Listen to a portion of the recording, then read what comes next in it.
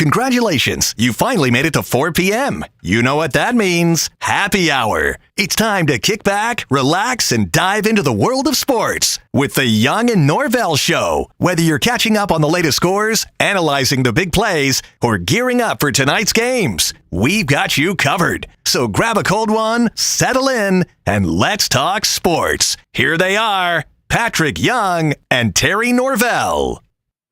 All right, here we go. Monday, we're off and running. Happy Martin Luther King Day, happy Inauguration Day, and happy College Football National Championship Game Day. A lot going on a busy Monday. That is the way we like it. Terry Norvelle right here. We'll catch up with Patrick Young, I do believe, and we have a lot of guests to get to. Let me set up the show real quick.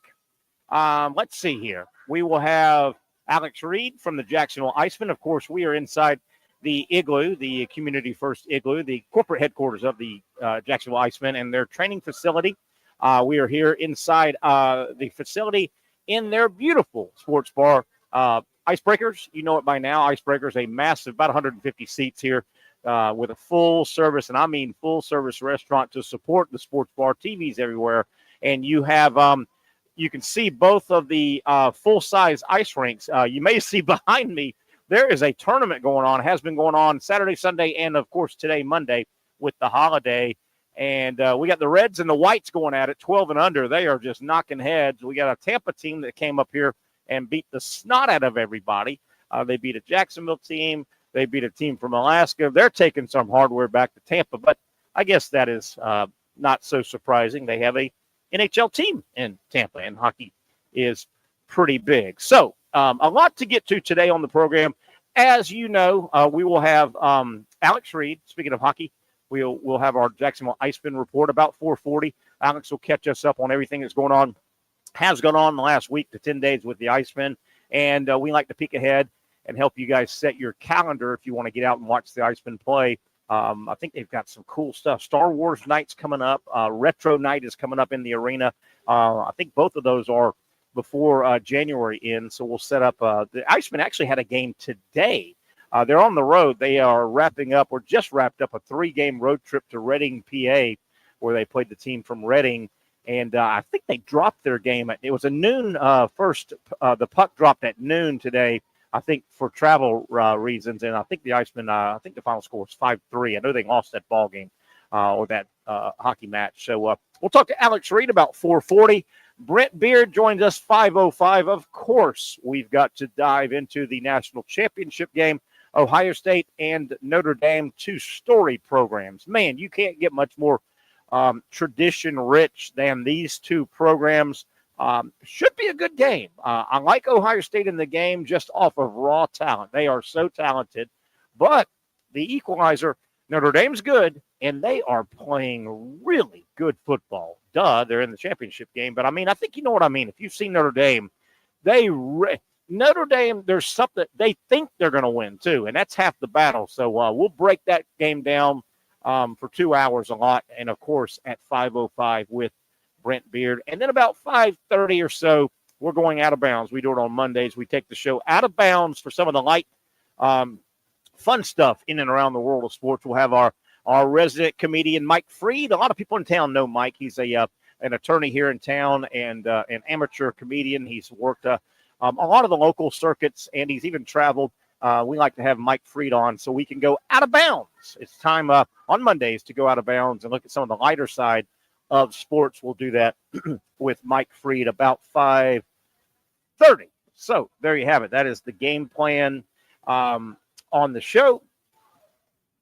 And we'll kick things off now. We're down to Final Four. We've got 4 teams left, as you know. The division round Saturday and Sunday in the NFL. We've got a Final Four now, and we are steaming towards the finish line. The NFL finish line, of course, will be February 9th. Sunday, February 9th is the finish line for this NFL season. Washington, Philadelphia, Buffalo, Kansas City. Your 4 teams still standing. We'll get into that. I want to go over what I saw, what I thought, what I think as we peek ahead to the championship games, which come up this Sunday. By the way, the NFC goes first. NFC Washington, Philadelphia, 3 o'clock. AFC Buffalo at Kansas City. Ooh, my good gracious, Buffalo. Tough ask. They knocked off Baltimore, a good Baltimore team, and they've got to knock off Kansas City. Did I hear Patrick Young stirring around? Ho, Patrick, how you doing, my friend? Where you at?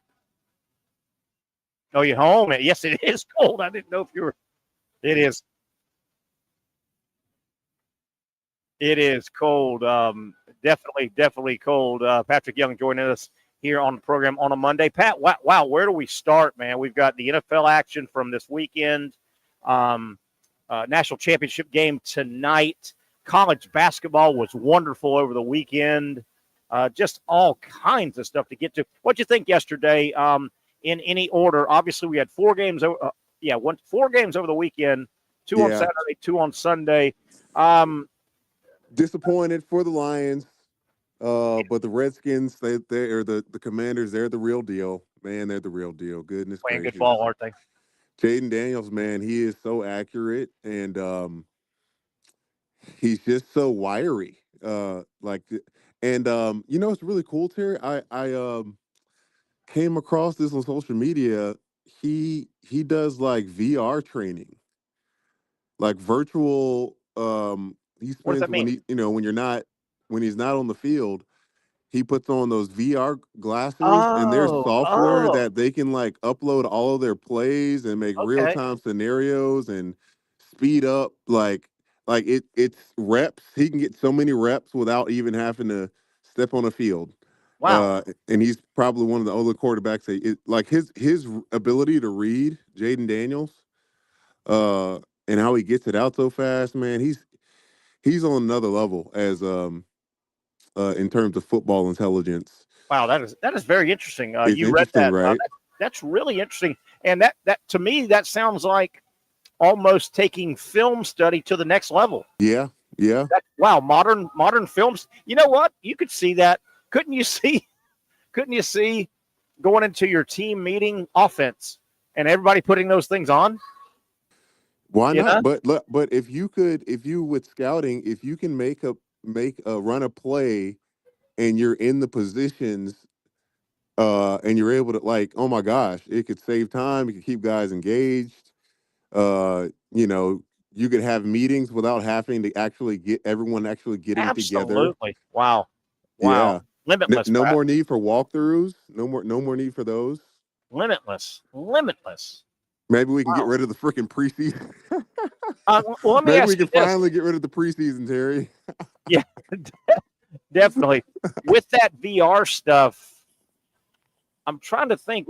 When I see people wearing those things, they're actually doing the movement. Like if they're sword fighting, they're doing that. You know, could you simulate shooting a basketball?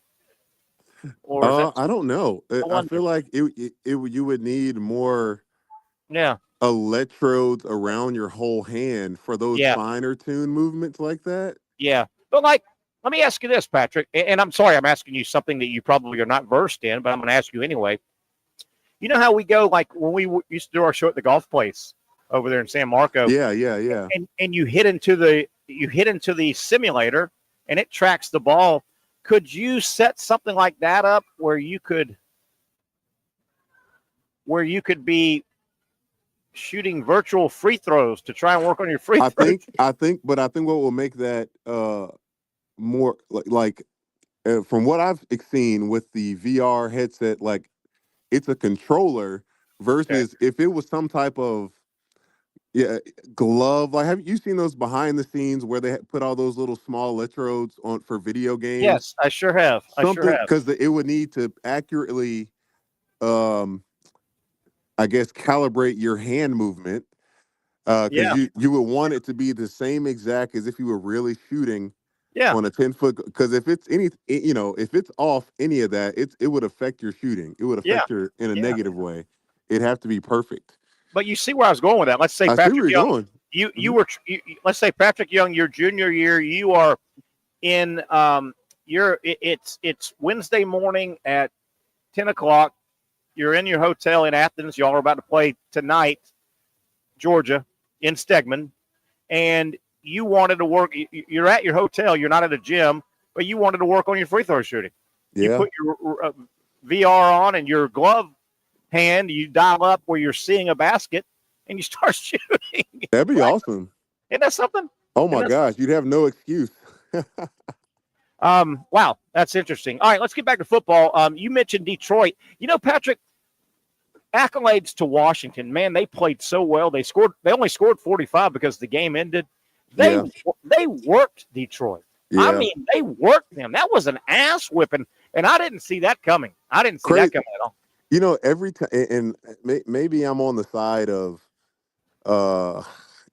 just negative when it comes to a rookie quarterback. Like, okay, there's no way they're that good. Like every time Jaden Daniels throws one of those deep balls, I'm like, oh no, like here it is. It's gonna show us now that he's like not legit.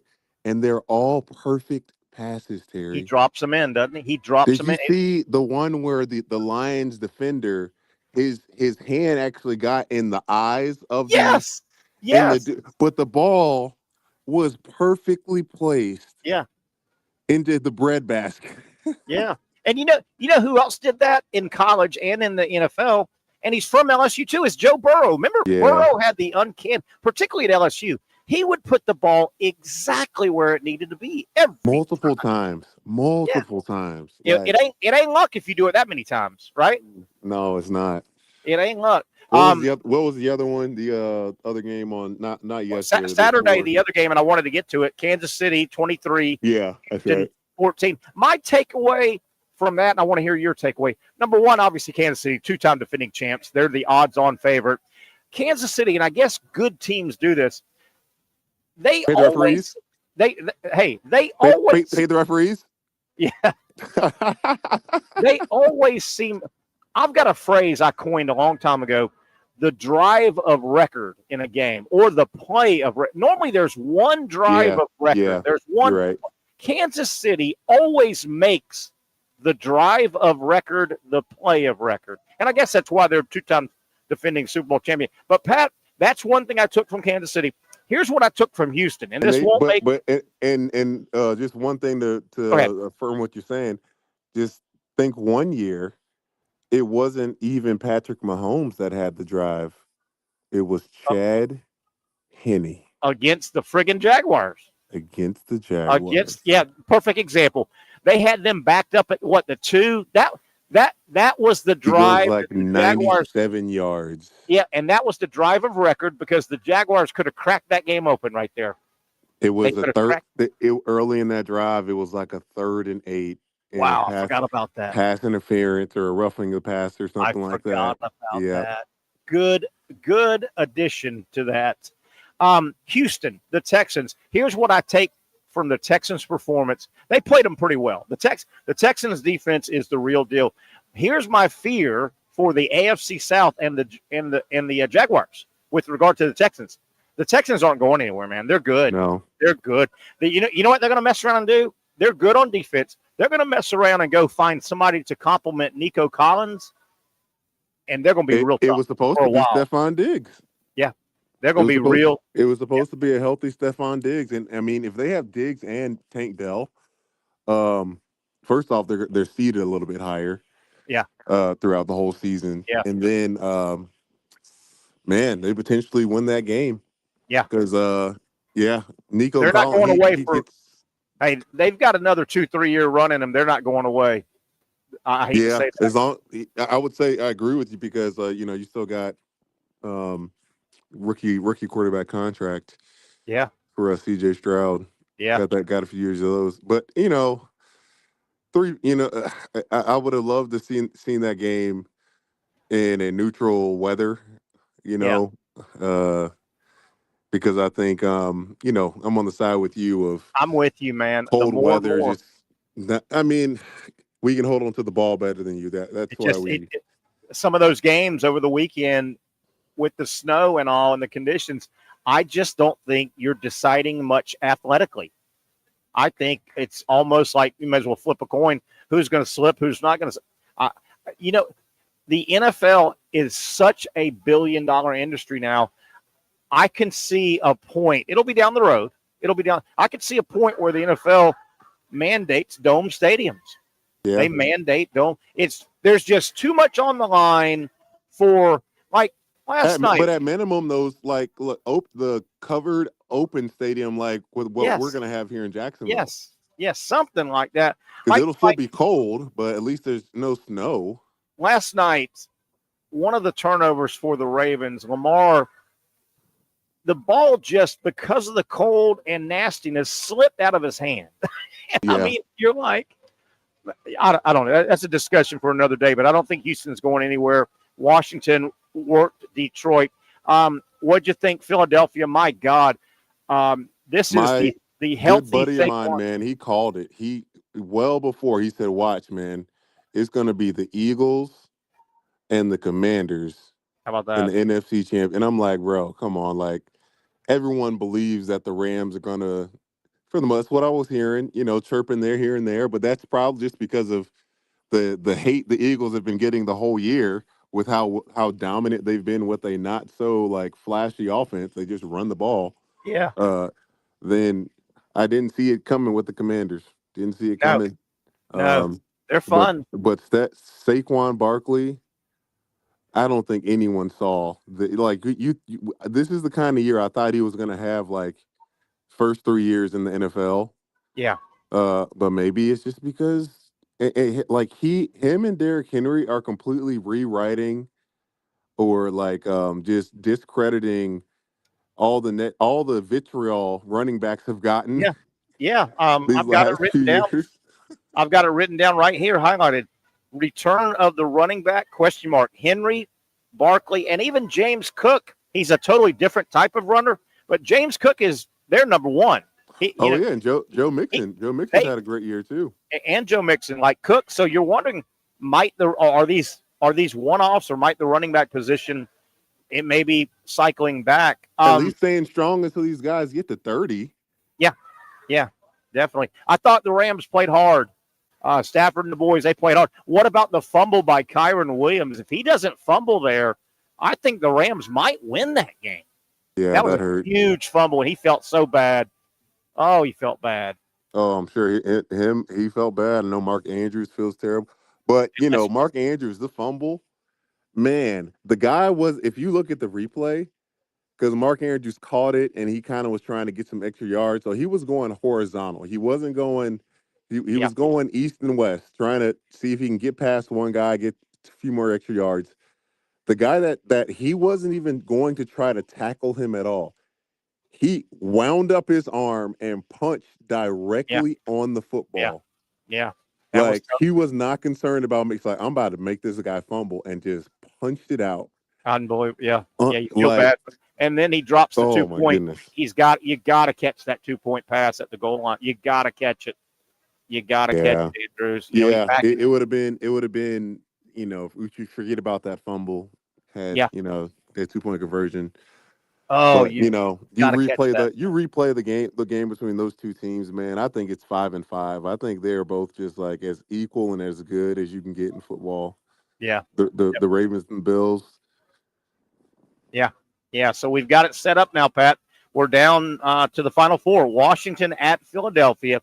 That will be the first game on Sunday, 3:00. NFC goes first. AFC chases them. Buffalo at Kansas City, 6:30.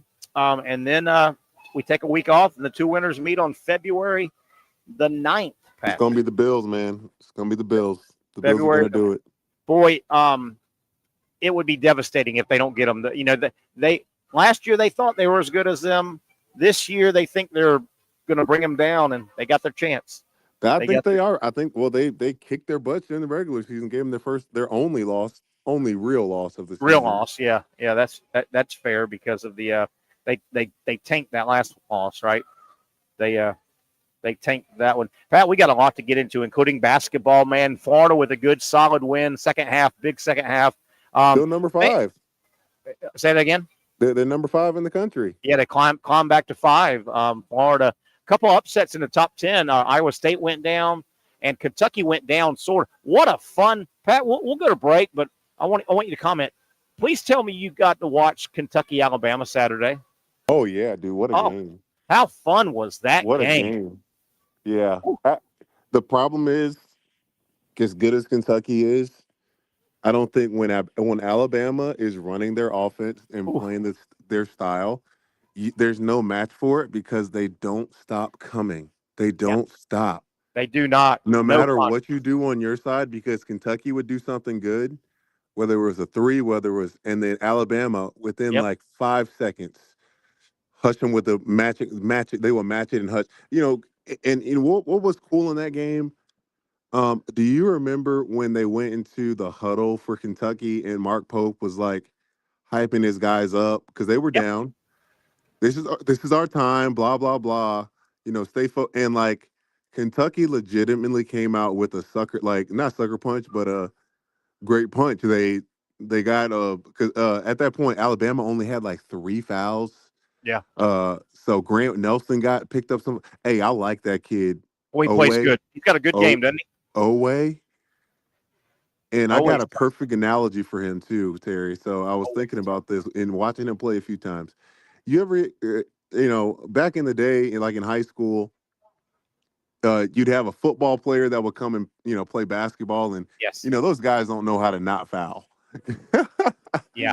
Football players, they're great athletes, but when it comes to skill and not being too physical, um, they typically don't have that. But Yeah. Oway, because his brother is actually a defensive lineman for the Ravens. I didn't know that. Yeah, I can't remember his brother's first name, but he's a starting defensive lineman for the Ravens. Um, he plays aggressive and strong and physical, but he does not cross that line. Yeah. That's like, dude, we're playing basketball. This isn't football. Yeah. Yeah. And Patrick, has the skill too. I thought when I was watching that game, high noon Saturday, Alabama in Lexington, they knocked them off. Alabama topped 100 points. I thought I was watching Rick Pitino's at Kentucky taking on Nolan Richardson's Arkansas. Oh They wow, and those two, when they got together back in the day, they played that style and they won national titles, both of them. The, right. those two teams are good. But you're right, man. Alabama, I think Florida's team has no conscience. Alabama, I think they have no conscience more than anybody in the country. They Right, go, I man. know, right? They go, man. Don't they? They, gosh, man, they just everyone gives it to you, and especially if Mark Sears, who else? I mean, everybody played well. The big guy, Cliff or Mourier or whatever, he Yeah. had like 15 points just And staying around the rim. That's all he and had to Grant do. and Grant Nelson, Yeah, he doesn't do anything pretty, but he does everything pretty good. well, they He's need he hadn't been playing great consistently. And look, he doesn't have to go crazy and score 26 points every game, but like he needs to give you 8. He needs to give you 15 to 20 points a game. he had a hell of a That's game the other day. yeah, Hell as a of a game. graduate, he's that skilled. He can shoot. He has it's a slow shot that he but he knocks it down. Yeah. And yeah, no, I mean they from top to bottom, man, Alabama looks really good. Patrick, last thing about college basketball before we break. What about, and I never have thought Mike White is a great X's and O's guy. Nobody accuses him of being a great tactician. I will say this. When Mike White was at Florida, he did one thing really well, and I followed this over his entire career coaching Florida basketball. He could really draw up inbound plays. He was great at inbound play. Did you see the inbound play? Georgia down to zero point 0.3 seconds inbounding near their basket. They ran a play, picked like crazy. They got Newell right in front of the basket, and he missed the bunny at the buzzer. Did you see the play, Patrick? Oh, he drew up a great inbound. Should have been tied. Should have went in overtime, and he left it short, Patrick. He pulled the string from about 4 foot on a lob, just push shot. Pulled the string. A Oh, lot of Auburn. guys do that, man. They get those little close bunny Yeah, opportunities and always short arm it. yeah, and he did that. Yeah, he did that. All right, Pat, hang tight. Let's come back. Get into some national championship game tonight. Bittersweet that the college football season is coming to an end, and a I lot have to of share different stuff. something with you. Okay. I'll bring it something. It's something nice and sweet, just like you. It's golden. Okay. It's something nice, sweet, and golden, and that you're going to enjoy when I bring it to you on the other side. Okay. Sounds good. I like it. One down, a long way to go. He's Patrick Young. I'm Terry Norvelle. Monday, busy Monday here on a holiday as they've got tournament hockey going on at the Community First Igloo. You know it now. Right here where the Icemen practice and their headquarters. They've got a big tournament going on. I'm set up, of course, in our Monday home inside Icebreakers Bar and Grill. One down, a long way to go. Patrick Young on the other side, talking ball with you on the Young and Norvelle Show right here on Action Sports Jacks.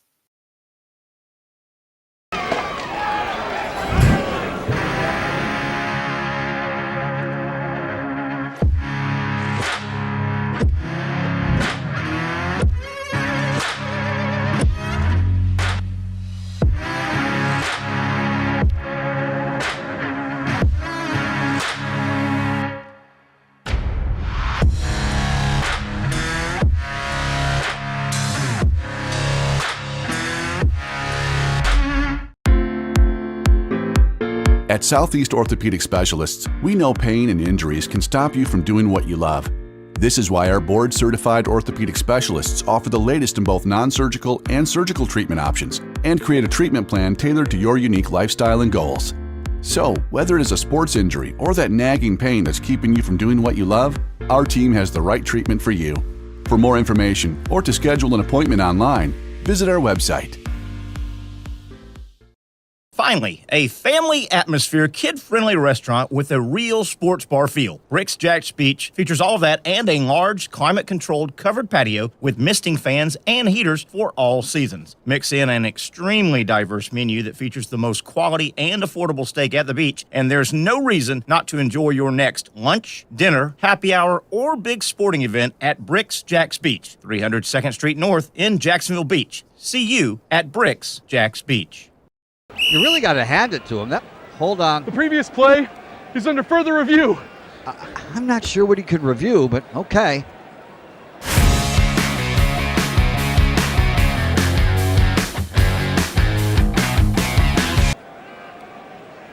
Sure has been a while. Dynamic Hurricane Grill and Wings for the football season. Well, there he is. Oh, what is that? The Action Sports Jacks 24/7 network is streaming. I'm Stuart Weber, and I'm here to teach you a nice three-step process on how you can watch all your favorite programming from the Brent and Austin Show every weekday 10 a.m. to 1 p.m. or the Cup Date with me. It's fantastic. We talk NASCAR. It's a great time. Wednesdays at 1 o'clock. All right, first step, easy. Download the Action News Jacks app. You probably already have it downloaded on your phone, so you might already have that one taken care of. Step 2, see that stack of pancakes up there? You click that stack of pancakes, and it's going to bring down step number 3, which is a full screen of all the different streams that you can click on, including the Action Sports Jacks 24/7 stream. You click that, the video's rocking and rolling on your mobile device. You're watching all the shows you want to, and you're having a good time. You can also do it on your smart TV with the Action News Jacks Now app. I do it on my Samsung TV at home. It's a great way to watch it on a nice, large screen for all the content. That's the Action Sports Jacks 24/7 network. Hope you can find it. You trust CGC to make your water great, and now you can trust CGC with your plumbing needs as well. Fast, convenient scheduling, licensed and insured. A quick call away at 904-552-1242. You never know when you're going to have an issue with a shower, toilet, or maybe it's a sink that sometimes is easy to fix. All right, let's be honest. I'm not fixing anything. I'm totally staging this because when I have a plumbing problem, I call CGC Water Treatment and Plumbing. Trained professionals, transparent pricing, customer satisfaction. Small problem or even a bigger issue. Maybe you need a new tankless water heater or something a bit more intricate. The experts with 25 years of experience at CGC Water Treatment and Plumbing can do it all. Call 904-552-1242 or visit cgcwater.com. That's 904-552-1242 or cgcwater.com. CGC Water Treatment and Plumbing, an authorized independent Connecticut dealer. Florida license number CFC 1432579. Looking cold shot, overhead cold shot, going to be cold again tonight. Crisp and cold over most of the country. Welcome back to a Monday edition. Terry Norvelle set up inside our Monday home, Icebreakers Bar and Grill, full service restaurant. And remember now, corporate meetings, team banquets, great place, great option. You can get a bunch of people in this place. They seat about 150, and they can coordinate off any way you need it. And a absolute full-service restaurant supports Icebreakers Bar and Grill right here inside the Community First Igloo, right off of I-95 at the Emerson Street exit. Somebody saying hi to you, Patrick Young. Hey, Patrick, saw you on SEC Network a couple of days ago. Yeah, that's I nice. was there. And it looks like, let me see if this is confirmed. Is there any news on Ben Johnson going to source? Sources say, this is ESPN, Bears finalizing hire of Lions Ben Johnson, Patrick. So it looks like Ben Johnson may be out of the head coaching sweepstakes. How about that? Oh, Pat, did we lose you? We might have lost Pat before he told us. Okay, go ahead. What about that? Sounds like Ben Johnson. I just had to take a peek. I'm not surprised at all. I think that's a great situation for him. Yeah. Tough division, obviously, but great team, it seems as though. And I wanted to bring this up, Terry. Okay, go ahead. My little tease I was giving you there. Did you know that the JU Dolphins have their own official beer? It is a JU Dolphin Fins Up Golden Lager. They have a beer? Yeah, and I will bring you one on Friday. Well, keep in mind, now I'm in dry January. I can't drink until February 1st. Well, you can just look at it. Okay. So they got How a beer. about I'll crack it open and drink it in front of you. How about That's that? Nice. That's just nice. How about that? Are these all and bad I hear the Dolphins are on a bit of a heater right now in men's basketball. Yeah, they are. They're tied for first. 5 straight wins. 4 straight wins. One of those two. Nice. How about that? Playing well. They're winning games. They're drinking beer, winning games. Man, it's good to be a Dolphin. How about that? Right. I don't know. Hey, speaking of Ben Johnson, if he does go to the Bears, number one, he gets, he'll coach a number one pick, Caleb Williams, obviously. The Bears, Patrick, I'm showing they have the 10th pick if they stay where they're at. They've got the 10th overall pick. But I'm showing the Bears right now have $66 million in cap space, and that ranks 1, 2, 3, 4. They've got the 5th most cap space. Wow, so that's pretty good. I wonder and the 10th pick, I don't know what they get at 10, but maybe they can trade, things like that. But Ben Johnson, if this is true, he goes to the Bears.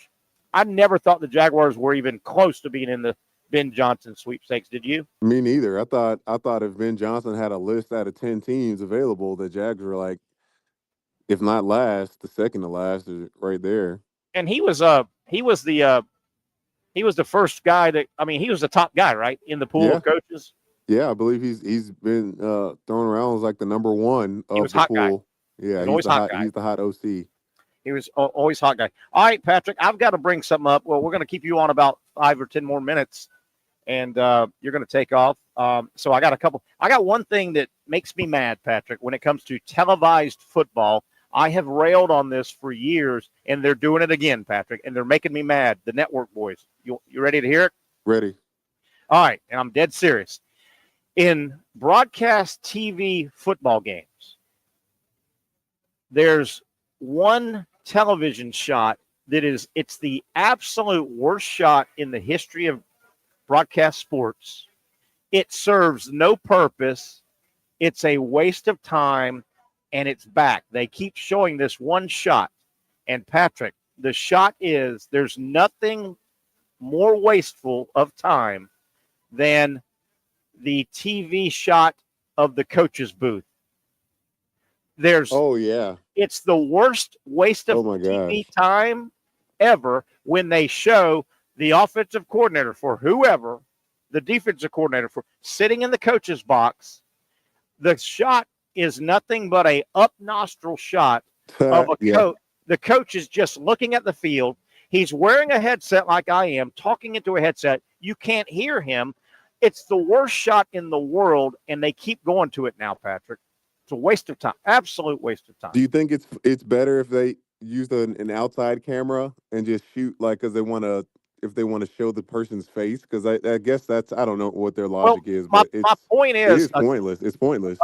It is pointless because the coach in the booth All they do is sit there and look at, all you're doing is seeing a guy sitting down, looking at a field, and he occasionally talks. You can't hear it. Now, I've got no problem with a sideline camera shooting an assistant coach on the sideline because that coach might be interacting with a player. He might be arguing with a player. He might be interacting with another coach. He might be screaming at a referee. That coach is doing stuff. I'm fine with a sideline camera shot of a coach. There's nothing worse than that damn shot of a coach sitting in a coaching booth. I'm mad as hell about it. They're doing it every game now, 5 times a game. I hate it. I'm done. All right, Pat, I've got another idea. I want you to think about this. It's still with the NFL. You know, I'm kicking around thinking, would football be better with no goalposts? Okay. How about this? Okay, we're going to leave the goalpost up. Okay. The extra point, Patrick. You know how they move the extra point back to the 15-yard line? Yeah. That's where you snap the ball. So if you kick an extra point in the NFL, that's a 32-yard kick for your extra point. Patrick, my mind got working over the weekend, and I said, wait a minute. If a 32-yard kick for an extra point is worth 1 point, shouldn't every team that tries a 32-yard field goal or less, shouldn't that only be worth 1 point too? Why is that 3 points? I do like that idea, Terry, of there being a point. Obviously, the further you kick, you go back to make a kick, the more points you can get for it. That makes sense. That's cool. Hey, Pat, can you see the screen? We got some fish. We got some fish behind me. See them? It's like they're in a fish tank. Hi, fish. I told you we got a bunch of kids playing. There's tournaments going on, and they see a camera. But do you like that idea, Pat? Though, if you're going to kick a field goal less distance than the extra point, that field goal should be 1 point. Right. I think anyway. That'd be an interesting one. Aye. All right, Pat, let me see what else we want to hit before we get out of here. Talk about the game tonight? Yeah.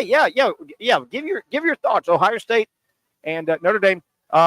You take it away. What do you think? I'd love for Notre Dame to win it, but I think Ohio State comes away.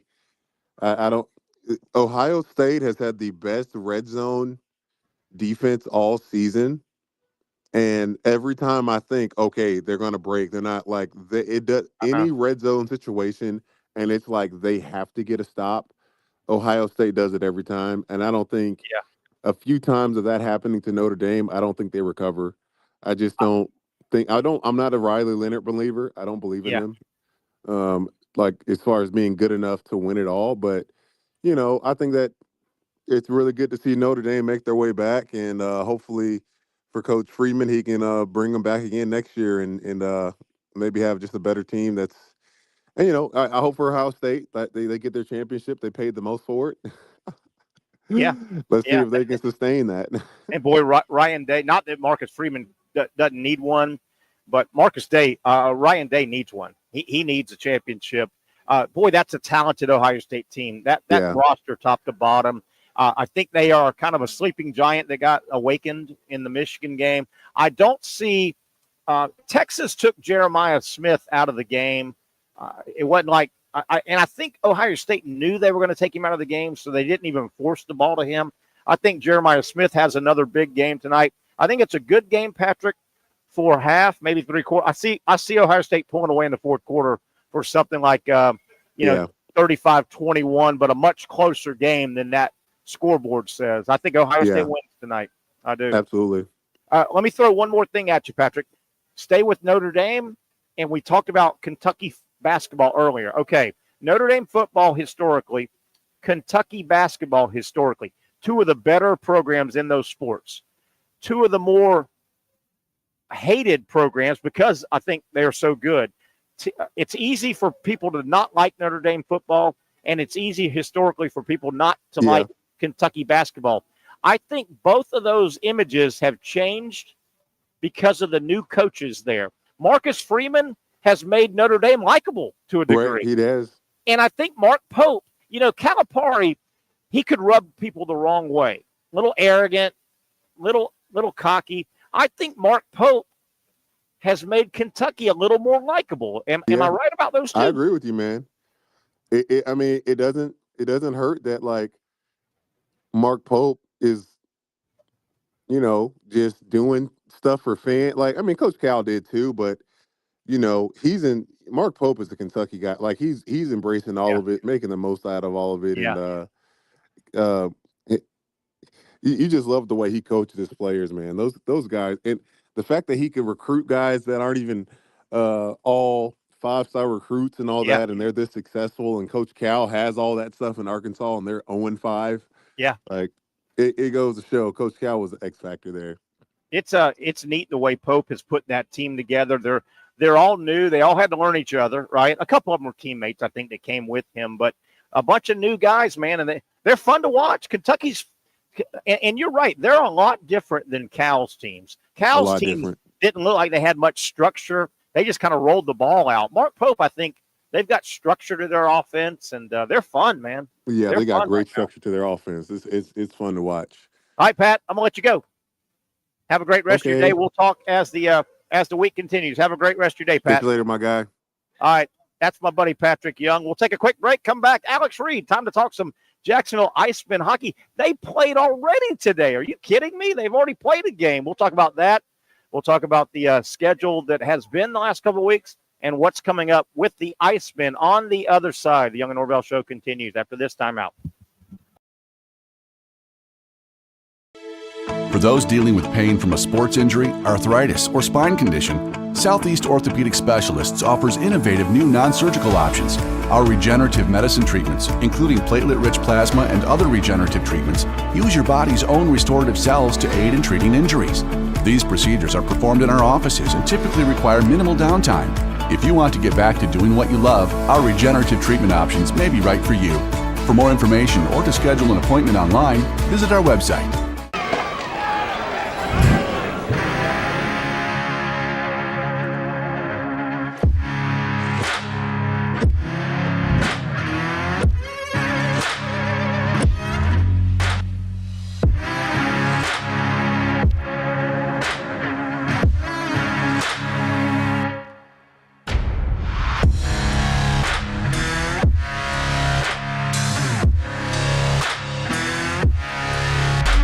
Finally, a family atmosphere, kid-friendly restaurant with a real sports bar feel. Bricks Jack's Beach features all of that and a large, climate-controlled covered patio with misting fans and heaters for all seasons. Mix in an extremely diverse menu that features the most quality and affordable steak at the beach, and there's no reason not to enjoy your next lunch, dinner, happy hour, or big sporting event at Bricks Jack's Beach, 300 2nd Street North in Jacksonville Beach. See you at Bricks Jack's Beach.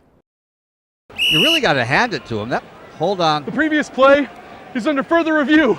I'm not sure what he could review, but okay.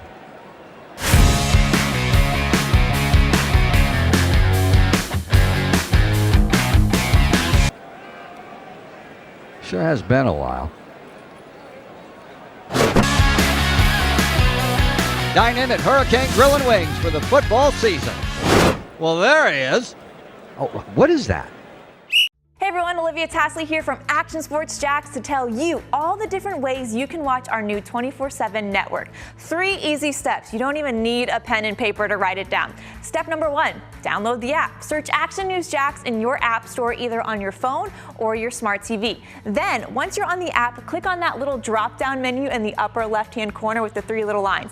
That'll show you these options, and boom, right here, click Action Sports Jacks 24/7, and you will be brought to our continuous stream channel. That app can be accessed through all these different platforms. Whether you have Roku, Fire TV, Smart TV, Apple TV, or Google TV, you can find our app. Now, if you don't have access to the app, don't worry, we still got you covered. We're across all social media platforms from Facebook, Instagram, X, YouTube, Twitch. We have a podcast channel. Plus, check out our short reels on our TikTok. Action Sports Jacks 24/7. It's on all the time and everywhere.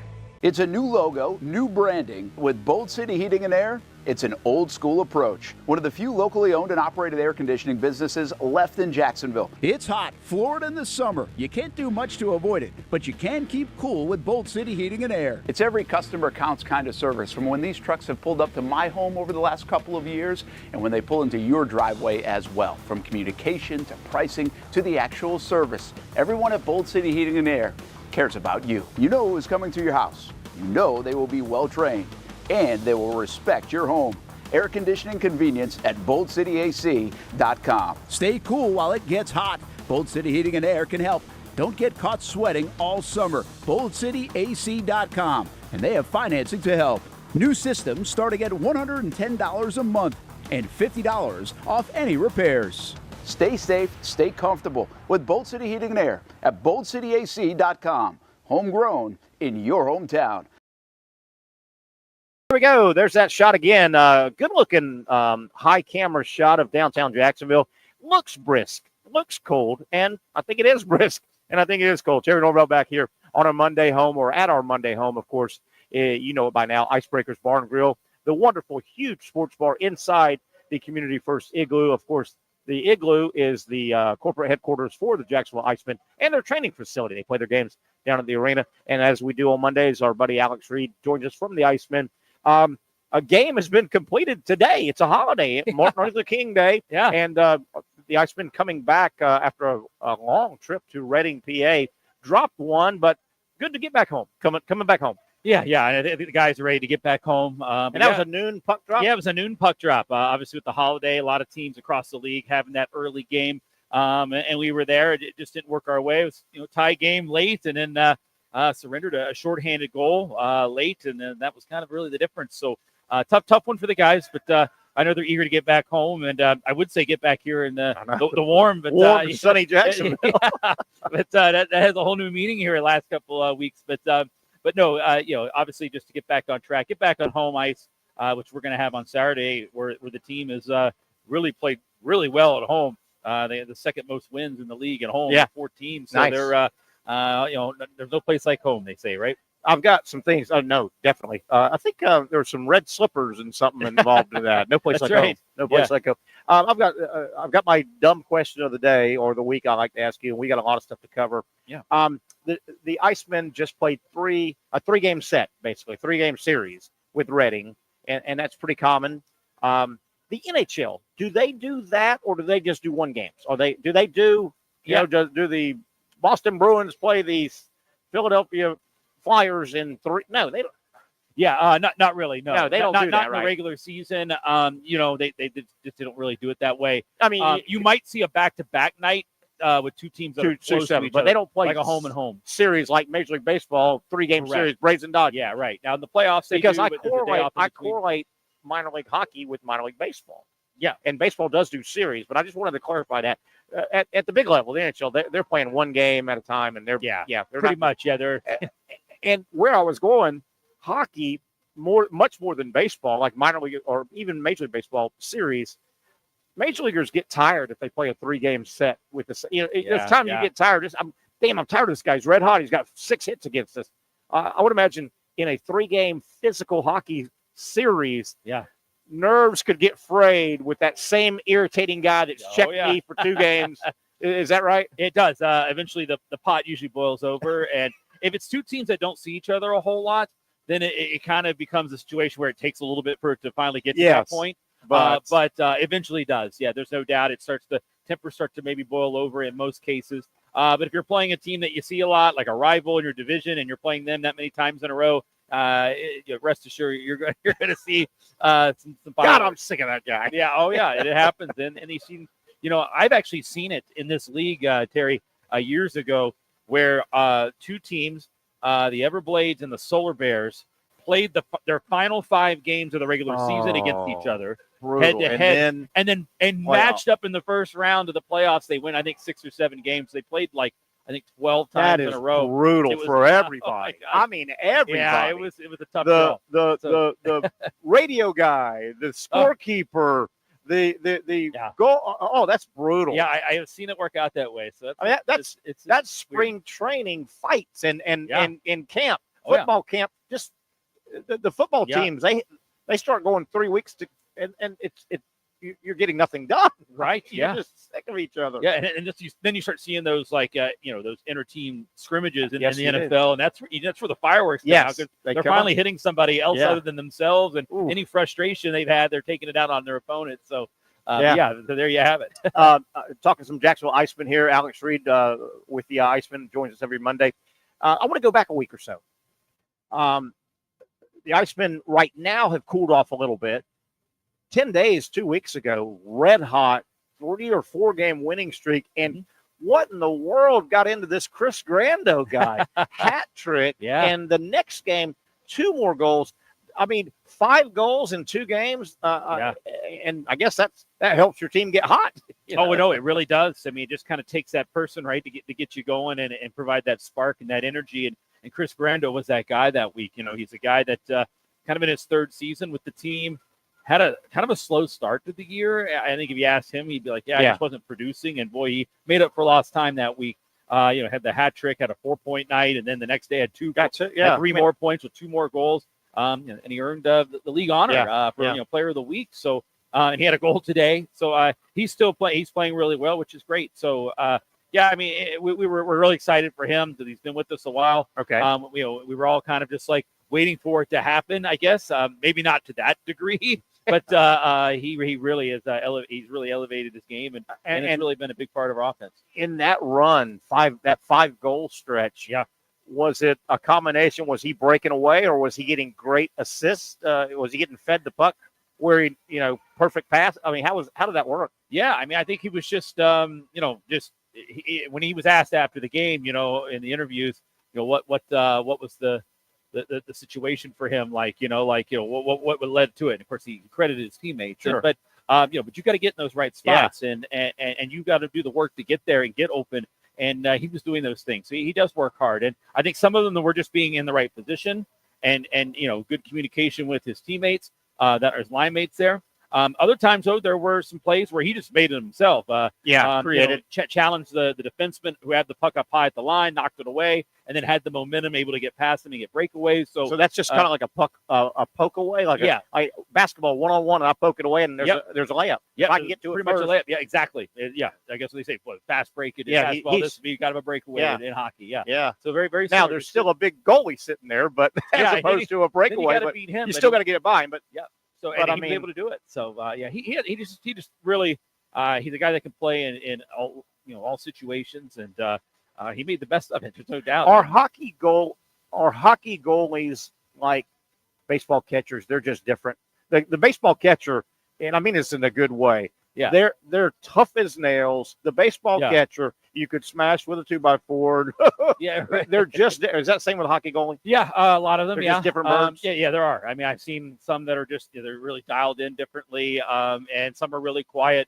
Some have some really weird pregame routines, and then there's actually just some really like normal down to earth guys that just don't let much get past them. I would say we're on that side of it. We have 2 goalies right now, Justin Close and Matt Vernon, and both are just really down to earth guys. They're not really, I don't think they fit that goalie mode, but they're both very focused. In fact, I just before I came over here, the team's arriving at the airport up in Philly, and we had to make Justin Close made the trip, and I had to make a substitution on our group manifest there, and and he had a different confirmation number. Oh boy! And I said, hey, different confirmation number. I said, but same flight.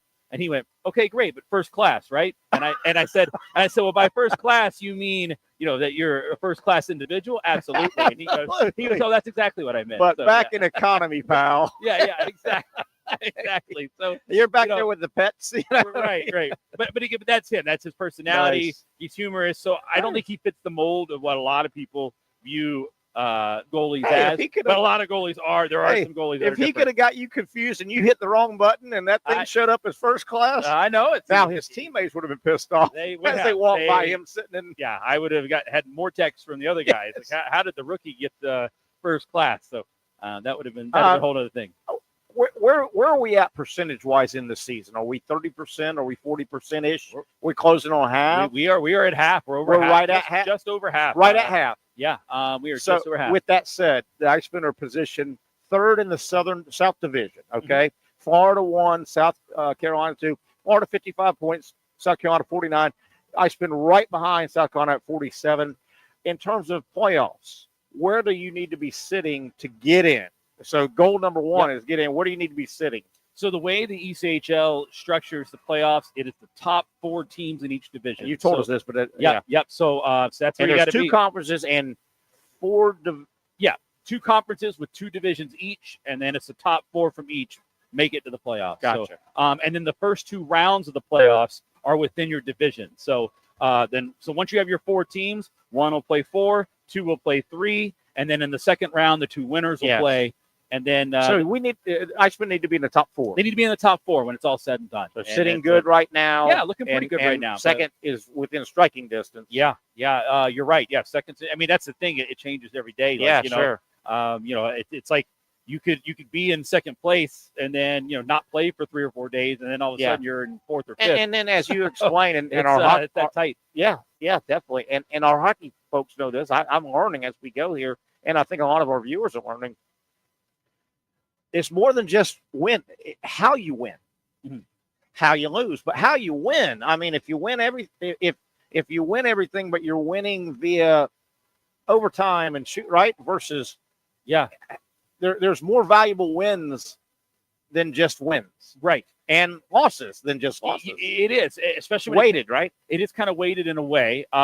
You get 2 points for every win, 2 points in the standings. But that's what it's all about. Yes, the points you earn. Yes. If you lose in overtime, if you get to overtime, you get a point. If you lose in overtime, losing a shootout, you still get a point, which is great. If you're going to lose, get a point. But and then obviously if you win in overtime, you still get the same amount of points. You still get 2. The only problem where it comes is as tight as it is. When it comes down to it, if you have 2 teams that have the same amount of points, and it comes down to a tiebreaker, they look at the number of regulation wins. There you go. Yeah, there you go. Right, exactly. There you go. You may have like a win 8 is wins. a win. No, a win can be you get not point, the best but, win. Yeah, exactly. There's a better win than a win. Correct. Yeah, there is. When it comes to tiebreakers. Yep, you got that right.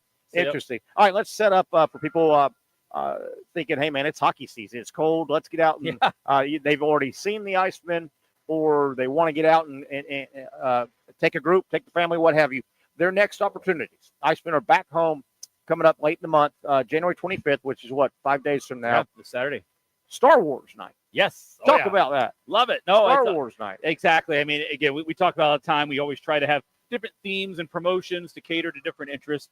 Star Wars is obviously big for a lot of people. Star Wars night, though, we got a specialty jersey. We're going to be wearing a very themed jersey. And what's that? Don't you have swords? Oh, yeah. I was going to say, and we have a giveaway for 1,000 fans. We get a lightsaber. So you're going to give away 1,000 swinging swords to kids in a confined area. Oh, boy. Yeah. This is, do they light up? And obviously, they are. They will light up. They're definitely light up. But you're right. Swinging. Yeah. I'll be safe in the press area, so I'm going to stay away from the general. That reminds me. That night. I think I've told this story, and it'll be with our friends over the Jacksonville Sharks. I remember this was, God, my daughter's 25, so this was a good 10 to 12, maybe 15 years ago, way back. You remember when and this was a soccer thing, but it took the country by storm, it took the sports world, the Vuvuzuela. Yes. Right after the World Cup, I think. When that thing was huge, they did. I took my daughter to a Sharks game, and you walked in, and I think they gave them out. Actually, I probably had to buy it for $40, but every kid in that place had to, and I was thinking, did anybody think this out? Yeah. And they never stopped blowing them. So never the whole game. So 2 years ago, we had the kids game, the school day game. We had 14,000 kids, but we gave out thunder sticks. So that was crazy. Someone was like, who had that idea? You remember the disco night in the 70s? Famous Chicago White Sox owner said it was 70s. Disco was huge. Yeah. They did like a disco disc giveaway. Oh yeah, and people were like, they started throwing them. And they started throwing them. He had 50,000 people throwing and canceled the game. Yeah. No, it game had to stop. It can happen. No, it really can. It's crazy. So 25th Star Wars night. That's a big night. And then you chase that to close out January on the 31st home game retro night. Talk to me about that. If it's what I think it is. Speaking of 70s, Yeah, no, Is that what it is? Yeah, it's kind of maybe more retro 80s. It's just basically just throwing it back a little bit. When you're my age, retro goes way back to the 70s. Yeah, right. Stop it! Don't comment on that. Hey, believe it or not, I was born in the late 70s. Leave it so alone. I'm kind of a 70s guy, just a little bit. But retro night. Yeah, retro night. Yeah, I mean, just another promotion we have. Again, last year we had like a retro video game night, which is kind of neat. Where like we had these jerseys that had like 8-bit, like graphics and stuff. But this retro night just going to be kind of retro, a little bit different spin, not really so much video game based, but just kind of different themes throughout the night and promotions we have already. That'll be a Friday, I think, right? Yeah, that's a Friday. Right. Game, yeah. So Saturday, the 25th, the big Star Wars promotion. Yep. That's a huge one. And then the following Friday is retro night. As we let you go, how did speaking of different themes, and y'all have fun themes, man. I see them all. Yeah. How did the back-to-back homage to the Lizard Kings go? Oh, how did that go? It was great. Well, we won the games, which was awesome. It was great. It was a great weekend, and the jerseys were a hit.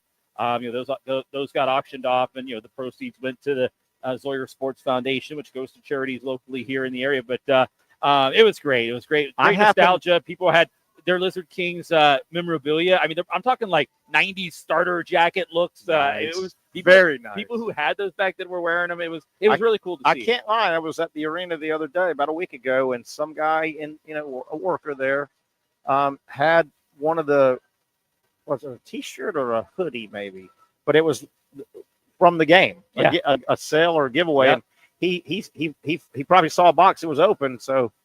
I'm going to go looking around for one. It looks sharp. I was like, man, it is. I wanted to ask you, hey, where'd you steal that? I mean, where'd you get that from? So anyway, all right, buddy, I think you got some business to take care of. So thank you so much, as always, Mr. Alex Reed. And we need some more wins. Got to stay in upper echelon. We got to stay in. We need playoffs. Okay. We need playoffs. Yes, we do. That's our buddy Alex Reed. He's going to get about his business, and we thank him for his time. Let's take a break. Come back. You know him. You love him. Brent Beaird talking college football. Big game tonight. We'll break that thing down. Ohio State, Notre Dame. We'll talk about it on the other side.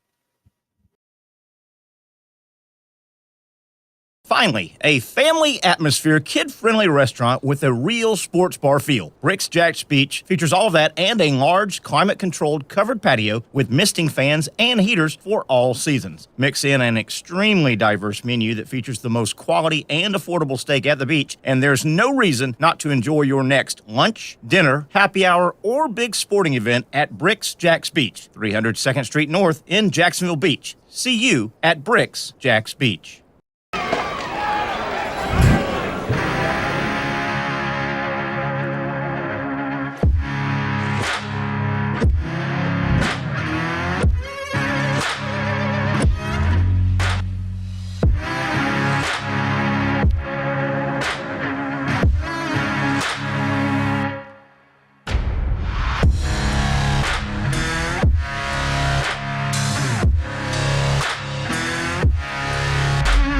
For over 20 years, Southeast Orthopedic Specialists has been providing the highest level of orthopedic and spine care to patients throughout Northeast Florida. Now, we're making that same great care even more convenient with Southeast Orthopedic Specialists Direct, a walk-in clinic where you can be seen for pain or injuries with no appointment needed. Staffed by orthopedic physicians and specialists, we offer everything from diagnosis and treatment to imaging and bracing, all with no appointment needed. For more information, hours, and locations, visit our website. You really got to hand it to him. Hold on. The previous play is under further review. I'm not sure what he could review, but okay.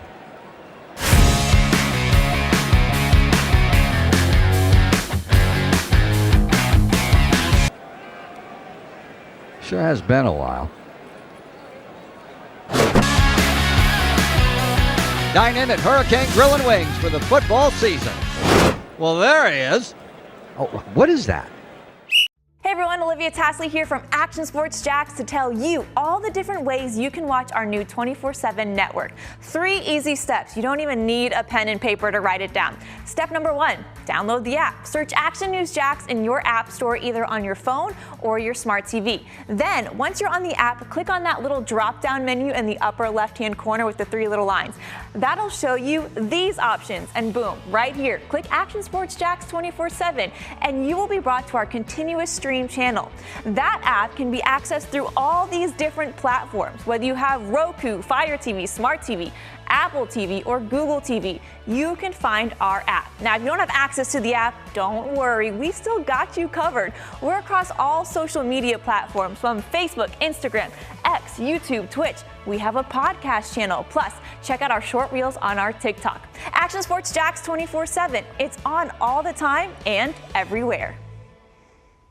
Summertime means sizzling sales at Nimnick Buick GMC. The #1 Buick GMC dealer in Jacksonville has lots of inventory to choose from with their best price guarantee. Nimnick never charges above MSRP. You can save up to $10,000 off select new GMC Sierras or get rates as low as 1.9%. You know, I'm a truck guy. GMC Sierra, my trim level is an SLT. This one's an Elevation. Pretty good looking color as well. So here at Nimnick Buick GMC, you have a lot to pick from.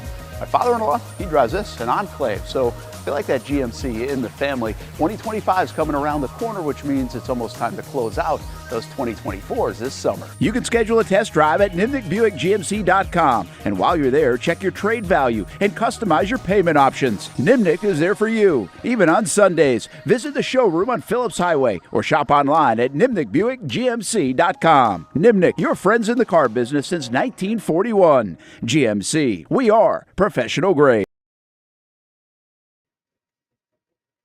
All right, as we welcome you back, we've got some breaking news that involves the Jacksonville Jaguars to a degree, sort of. We could say that as we welcome you back to a Monday edition. Busy Monday. I want to thank Alex Reed from the Iceman who just sat in with us for a few minutes. We'll have Brent Beaird momentarily, and then we'll go out of bounds with some light fare when it comes to the world of sports. We'll have Mike Freed, our buddy Mike Freed, comedian of note here in the area. We like to go out of bounds with some light and loose sports stuff on Mondays. But the news breaking, want to credit Adam Schefter via ESPN, is I think he is reporting basically that his sources are telling him that the Bears and Ben Johnson are basically finalizing their marriage, where Ben Johnson will become the head coach of the Chicago Bears. Johnson's name has been linked or mixed in with all the open coaching jobs. He is considered the #1 choice out there. There's always a hot guy, and certainly the Jaguars, I think, have at least talked to him via Zoom. But it looks like Ben Johnson and the Bears are finalizing a deal. So take Ben Johnson out of the loop, it looks like, for any of the open jobs except the Chicago Bears. Wanted to get that out there, and I'll check. Yeah, there he is. There's Mr. Beaird. Brent, how you doing, my friend? So Ben Johnson is gone, it looks like. I didn't think Jacksonville was legitimately in play for Ben Johnson. No, not really. They're just kind of going through the list of guys at this point. Yeah. And listen, something you said last week when we were together, I think is Terry, is very true. There's kind of a almost a predicted order of these jobs, and the problem is, and again, let's be honest, Jacksonville is not the most attractive job of the ones that are open, and they end up having to kind of wait their turn, and then we don't know about the bulky situation either, Terry, which is just the honest truth. So this is still going to take a while. Yeah, definitely. So it looks like Ben Johnson, his name will be pulled out of the pool. Brent, huge game tonight. And I got to get this out. You'll respect this. Obviously, the great game of college football, the season will come to an end around, 11:30 tonight, 11:30 or somewhere. We'll crown a champion.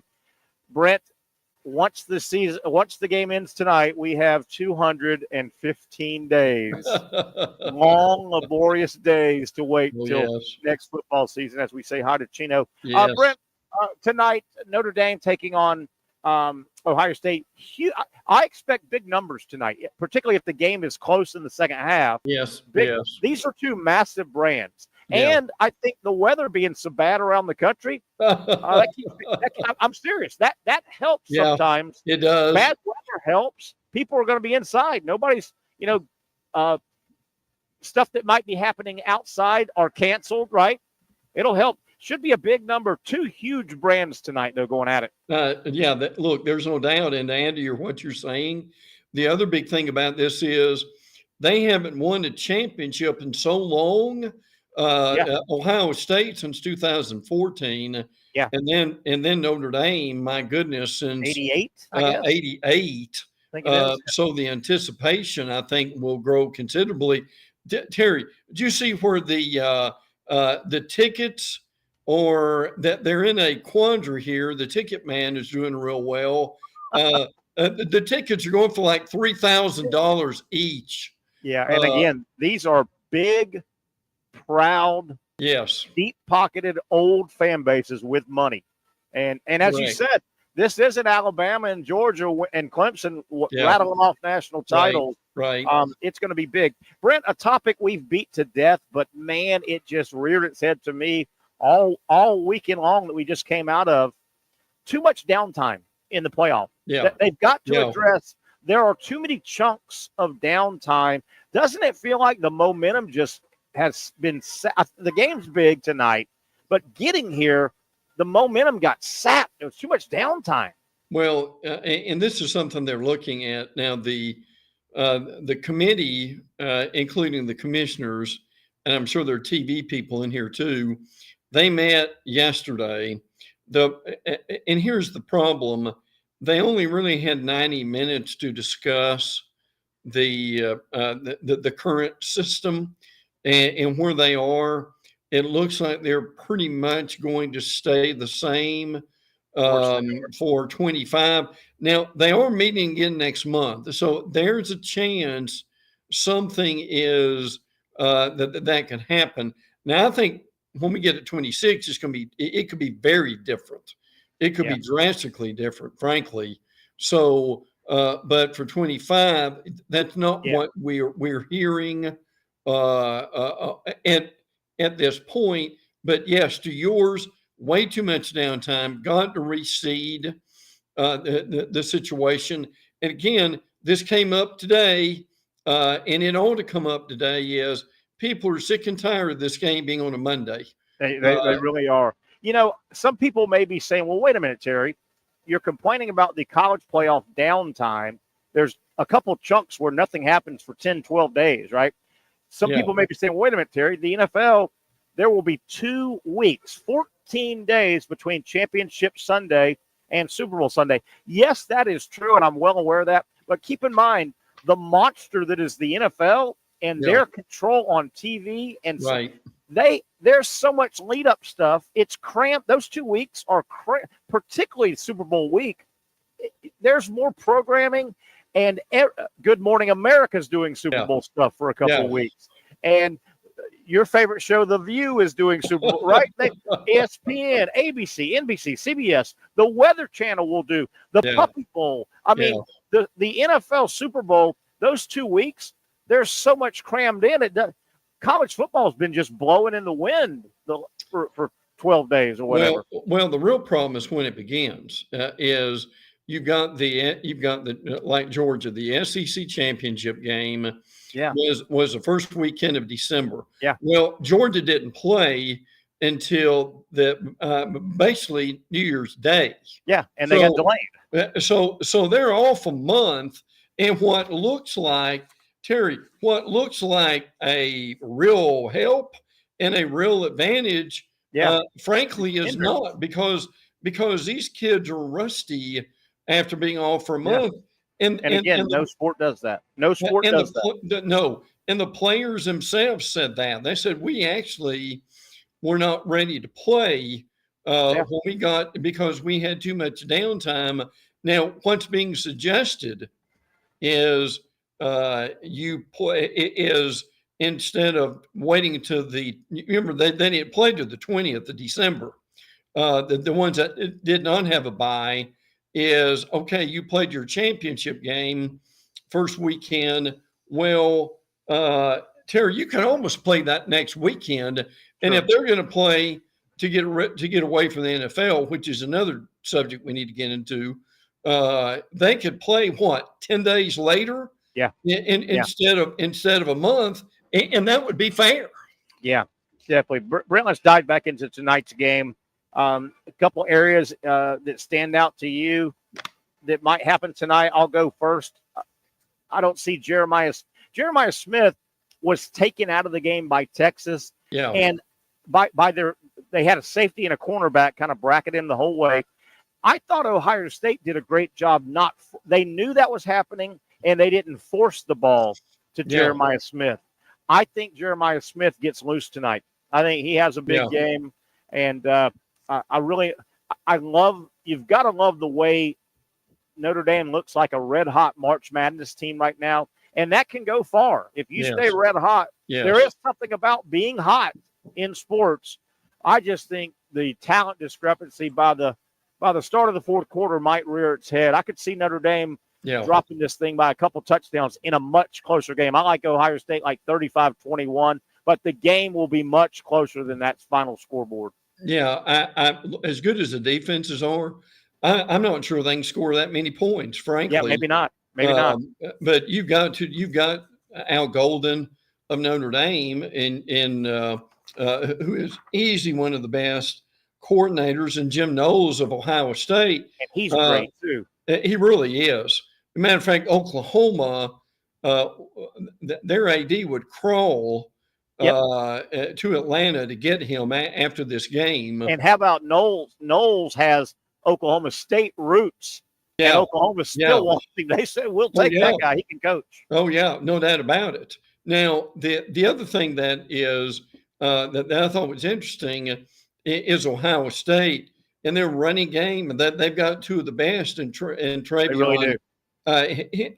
Henderson and Quinshawn Junkins, but Terry, they were averaging like 160 yards rushing a game during the regular season. In the playoffs, those two have only averaged is 139. Don't they need more than 139 to win this game tonight? I would think so. I would think so. It's such a weird dynamic, but there's no way.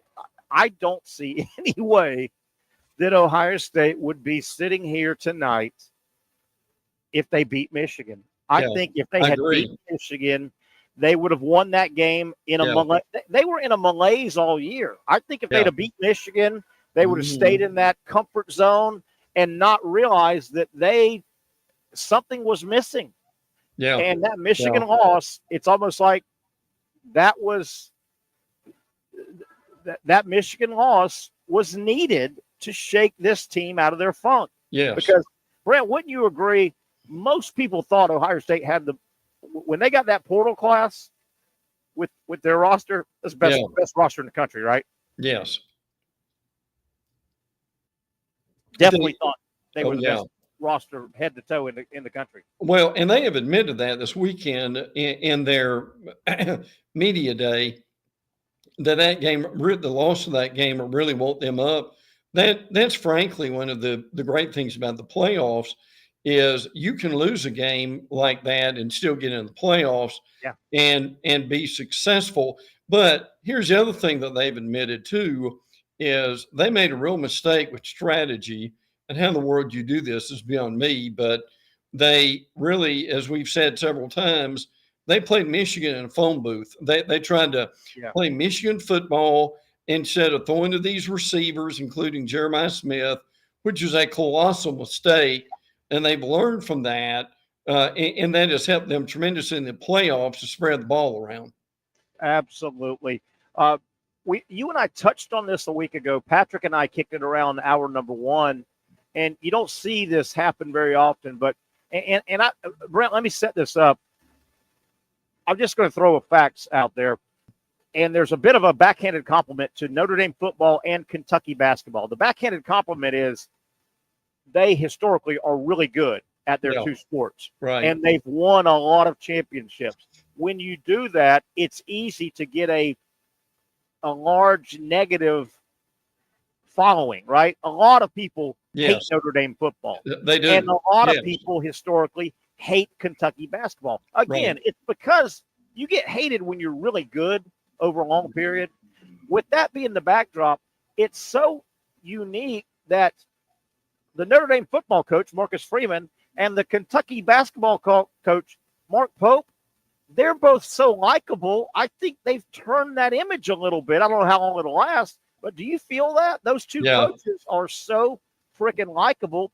They've turned a Darth Vader brand to a lot of people. You know what? I'm okay with Notre Dame a little bit. I like that Marcus Freeman. And they do. They do. And a lot of the women tonight watching will comment on how cute he is, you know. You hear that about not so much Pope. Sorry, Mark. But Marcus Freeman. Right. Yeah. That's what they say about Terry Norvelle too. Okay. They did. At the end of the day. But the reality is they have made Notre Dame more likable. See, people may not realize, and they've forgotten this. Notre Dame during the era of now we've had a playoff for a little bit, but there was a time where the AP voters voted on who would be the national champion. And Notre Dame got that over multiple teams on multiple years. And they had a real bad guy image because of the way the media treated them during that point. Yeah. And I can tell you a lot of people have not forgotten that. But what I've heard, maybe you have too, is people want Notre Dame to win, if nothing else, to keep the Big Ten from winning back-to-back titles because people don't like the Big Ten. Yeah. A lot of stuff at work. Brent, about 5 more minutes. We're going to let you go. 5 or 6 more minutes. Want to jump to basketball real quick. Obviously, we'll all be tuned into the football game, and we may try and get you on, depending on your schedule tomorrow, for a few minutes to review. Basketball, Florida, kind of a workmanlike win. They got it going against Texas in the second half. They won the game, and they should have won the game. One of the more entertaining basketball games I've watched all year was at high noon. Alabama went into Lexington, and those two offenses you knew was going to be fun. When Florida plays Alabama, it's going to be fun. When Florida plays Kentucky and vice versa. That was a fun basketball game. Two really good teams that that was a TV-friendly game. Nice rebound win for Alabama, and they put up 102 on Kentucky. Yeah, no doubt about that. Terry, if those two, if Bama and Kentucky played 10 times, would it be 5-5? I think it would be. Yeah, I agree with that. But it was a big win for Alabama. They've got to be careful, Bama does, because they play Vanderbilt tomorrow night in Tuscaloosa. But Terry, answer this to me. Tell me how in the world Vanderbilt can mentally be ready to play Alabama tomorrow night after beating Tennessee Saturday. What about the way they beat them too? They carve out a lead. Tennessee makes a hellacious run, and they're going to tie it at the free throw line, and Tennessee misses free throws. Speaking of, Vanderbilt got a nice win over Florida wins. Auburn, another impressive win without their star. Alabama road win. Something's missing right now with Tennessee basketball. They've lost a couple within the last 10 to 12 days, and they just, there's talent there. Yes. And I think Rick Barnes, he's got still, a month and a half left before postseason play. Am I right? There's something is amiss with Tennessee basketball. Yeah. I can tell you what it is. It's Dalton Connect. Because Terry, wouldn't Connect the great equalizer for them last year? It really was. When they weren't playing well, he'd still get 25 points, and they would be they would be okay. I tell you what, Terry, you mentioned the Auburn-Georgia game. Georgia actually had a chance to win that game. Yeah, the putback, Mike White. He's never been a great X's and O's, but he's been great. I followed him at Florida, obviously. He was great at drawing up inbound plays at Florida. He drew up some of the greatest. Right. He drew up an inbound play and got Newell the ball right in front of the basket, and he pulled the string. He was 4 feet out. I don't know if you saw the play. He catches the ball and has to shoot it. He pulled the string and came up short from about 3 feet. and Terry, now look, John Calipari's not forgotten how to coach. When we both understand that, but man alive, when you open the season 0-5 in the conference, now you and I talked off the air about Arkansas's issues last year. I'm just wondering if some of that they've got some some residual from last year. And people just thought this Cal thing, they would be great. But boy, what a transition that has been. Yeah, and a lot of people, are fat and happy watching Coach Calipari. But boy, they're liking that, aren't they? Oh yeah, they're liking that, and he's a love him or hate him guy. He is. He really is. He's a very personable guy, right? And everything's on his cufflink, is on his sleeve. But combine him, he can get under your skin a little bit. Combine that with the fact that he also spent a lot of years in corrupt arena. Yeah, and got a lot of calls. He probably shouldn't have got. He did. Oh yes. I think all that yeah factors in. Brent, what do you think about a score tonight? Notre Dame, Ohio State. I like 35-21. Probably too many points, but I think it gets a little loose toward the end. What do you think? I think it's 2010. I could see Ohio State kicking a field goal and extending it. But look, to your score, Terry, would it surprise you at all if Notre Dame by the early in the fourth quarter or maybe the end of the third, do they just run out of energy and hit the wall? At that point, I think that might be possible too. And the other thing, and this may be proven wrong early in the football game, I don't see Riley Leonard design quarterback power right up the center guard gap. Yeah. They call that play a lot, right? And he's successful. I can see him scrambling on a busted passing play. I don't see them. I bet you Notre Dame calls that quarterback power, shotgun, center guard gap, straight run for they call that probably 7 or 8 times, and they get positive yardage most of the time. I don't see that all night tonight. No, although I will say this, Ohio State has struggled against some running quarterbacks this year. I've got 2 final questions for you. Okay, go ahead.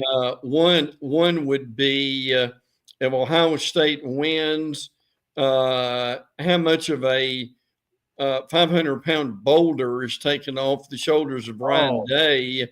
And 2, what's the over and under tonight for Chris and Herb Street to say how much interest is Marcus Freeman going to have from the NFL? Oh, they will. At second one first. Ad nauseum. Yes, that'll be ad nauseum. Yeah, yes. And you're right, boy. If Ryan Day gets the win tonight, he gets his magical national title. His numbers are ridiculous, win-loss numbers. Oh yeah, he gets that national title. Then the coaching world is his oyster. He can stay at Ohio State as long as he wants, or he's young enough to do the NFL thing. Oh yeah, and if he does the NFL thing with a national title, he's not running away from Ohio State to the NFL.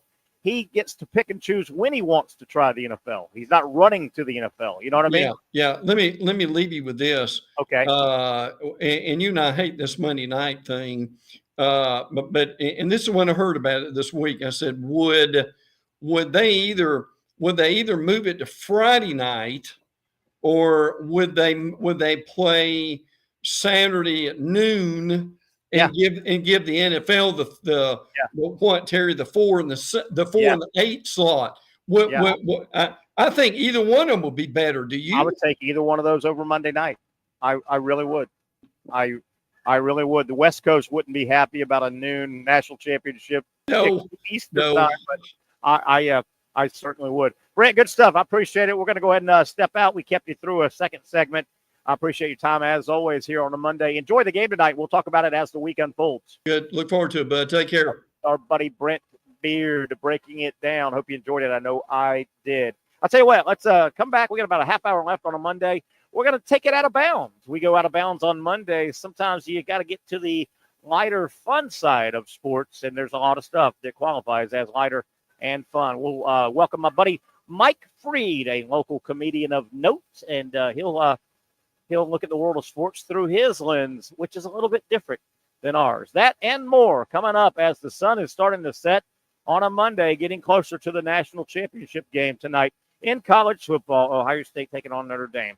Back after this quick timeout.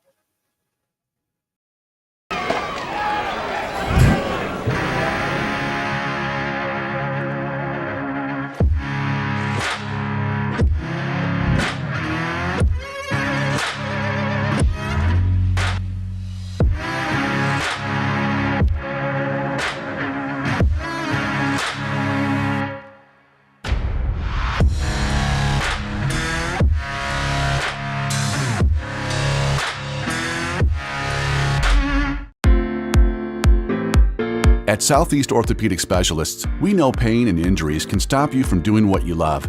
This is why our board-certified orthopedic specialists offer the latest in both non-surgical and surgical treatment options and create a treatment plan tailored to your unique lifestyle and goals. So, whether it is a sports injury or that nagging pain that's keeping you from doing what you love, our team has the right treatment for you. For more information or to schedule an appointment online, visit our website.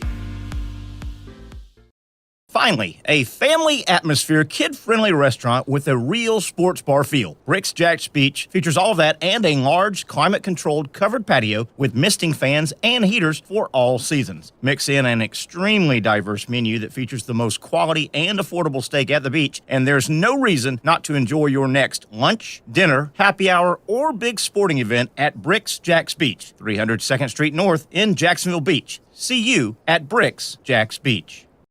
You really got to hand it to him. Hold on. The previous play is under further review. I'm not sure what he could review, but okay.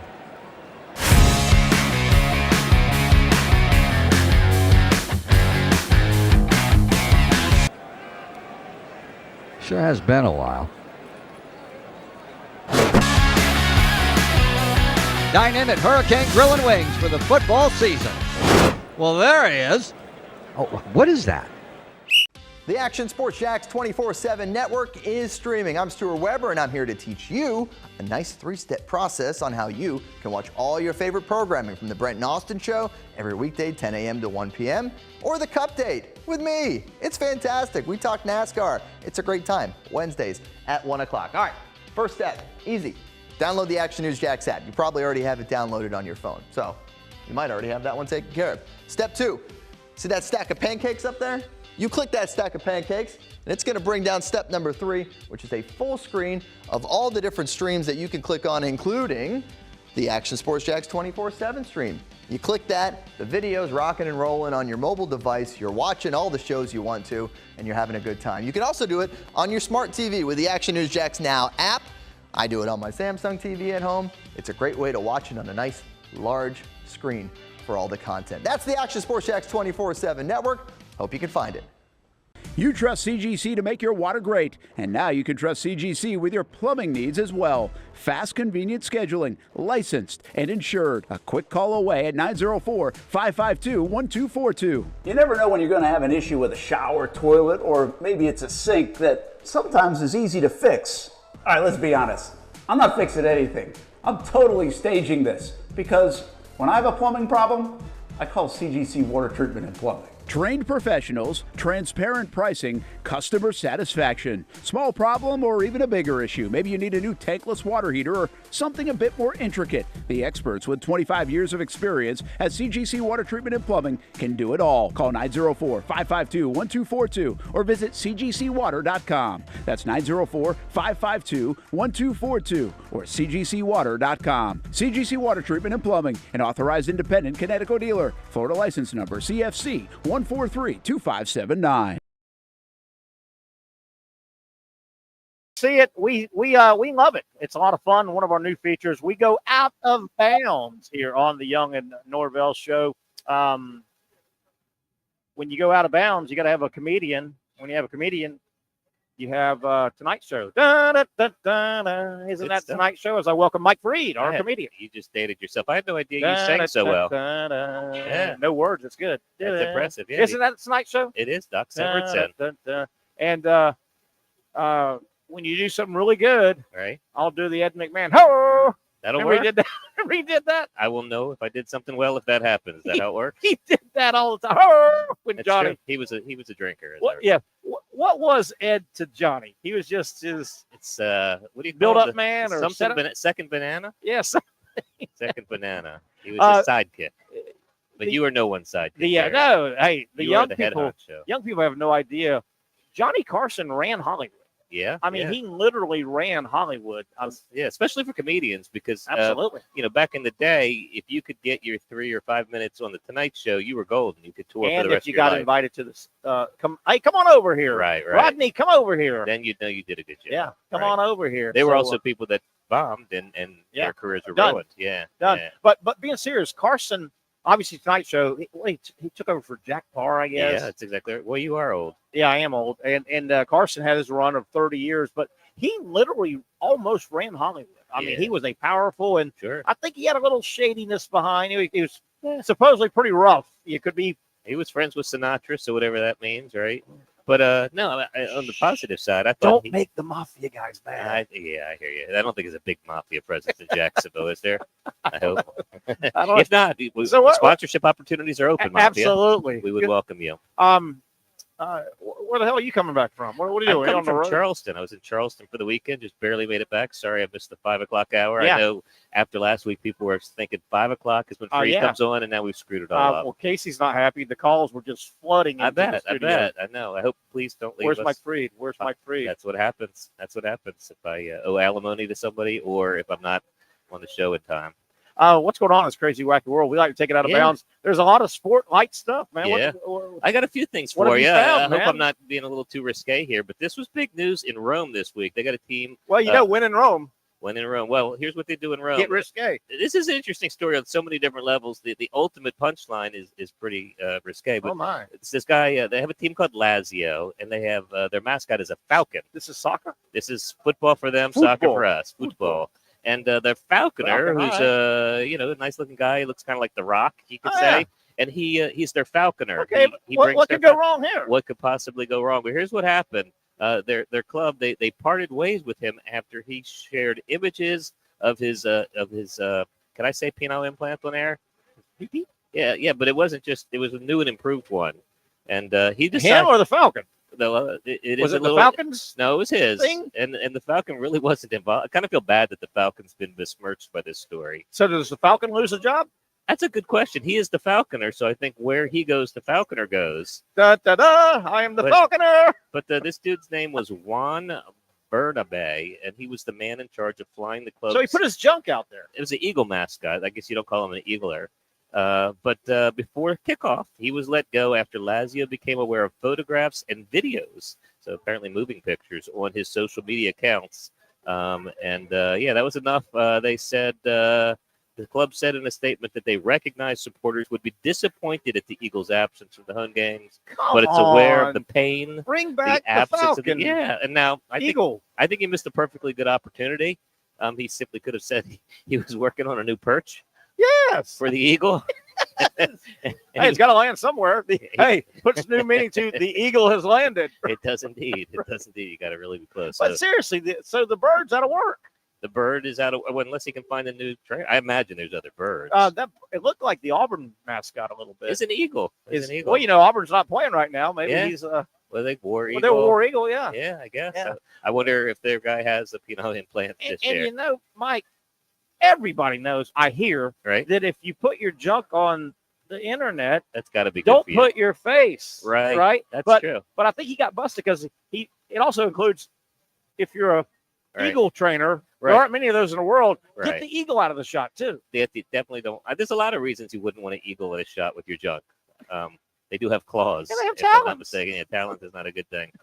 Have you seen the Auburn that Eagles train? At Auburn home games. Being serious, that War Eagle, they have a train. That is amazing. Like a UGA, it's War Eagle number 12 or whatever. Right. But literally, Auburn home games up in the high seats, they open it before kickoff, and it literally loops the stadium and lands perfect and on it's not distracted this by people or it's trained pretty well. 100,000 people there. I've always wondered. That's a heated rivalry. Yeah. How some Bama guy hadn't smuggled a BB gun in there. Oh yeah, that wouldn't be good. Oh, did I just let a bad idea out? It's an interesting idea. Could you? I mean, that guy would be a hero in Thailand. I guess. Much like the guy that who was the guy that killed the trees? Remember, he killed the Tumor's Corner trees. A what tree? Tumor's Corner. What's a Tumor's Corner? It sounds horrible. Is there a Where were stream you? for that? You ain't a Southern boy, are you? I am south of the Mason-Dixon line in Maryland, but yes. Maryland, I don't know. I'm in You Maryland. don't remember that story years ago? Cam Newton was playing at Auburn. Okay. And they were real good that one year. They won the national title. They come back and they were down like 24-0 in the Iron Bowl, and Auburn comes back and wins.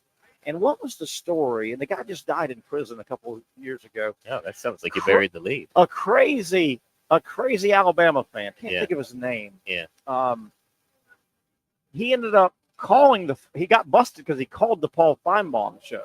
Okay. Because I know what it was. The game was in Tuscaloosa. Auburn came back, this incredible comeback. They beat Alabama. The game was in Tuscaloosa, and Auburn fans were celebrating. Yep. And some Auburn fan went to the outside statue of Bear Bryant. The game was in Tuscaloosa. Okay, I'll follow it. And they put an Auburn jersey on Bear Bryant, took a picture, and posted harmless it. enough. And that pissed off this Alabama fan to no degree. Right. I mean, pissed him off. Yeah. So he thought retribution. That Because seems who fair. doesn't think retribution? Right. T-shirt for a T-shirt, obviously. So his idea, they disrespected us. Right. Well, Auburn, their home game, there's a drugstore that's been next to their stadium called Tumor's Corner. Okay. It's a drugstore. I Been knew there you were going to forever. get the Tumor's Corner. Yes. Been there forever. Very famous. And they have huge oak trees. Many a college student has bought condoms there over the years. Yep. And they've got that sign. It says, buy your condoms here. Billions Millions served. Right? Yeah. Billions served. Yes, I could have added on, but we're. So anyway, Auburn home games, when they win, the tradition is to toilet paper roll the Tumor's Corner. So their trees are famous. So when they win, they toilet paper their own. paper their Yeah, own that's thing. a celebration. Do they have to buy the toilet paper at Tumor's Corner. It's all ties together. Circle of life. Only official Tumor's Corner toilet paper on these trees. Got it. So those trees are very sacred.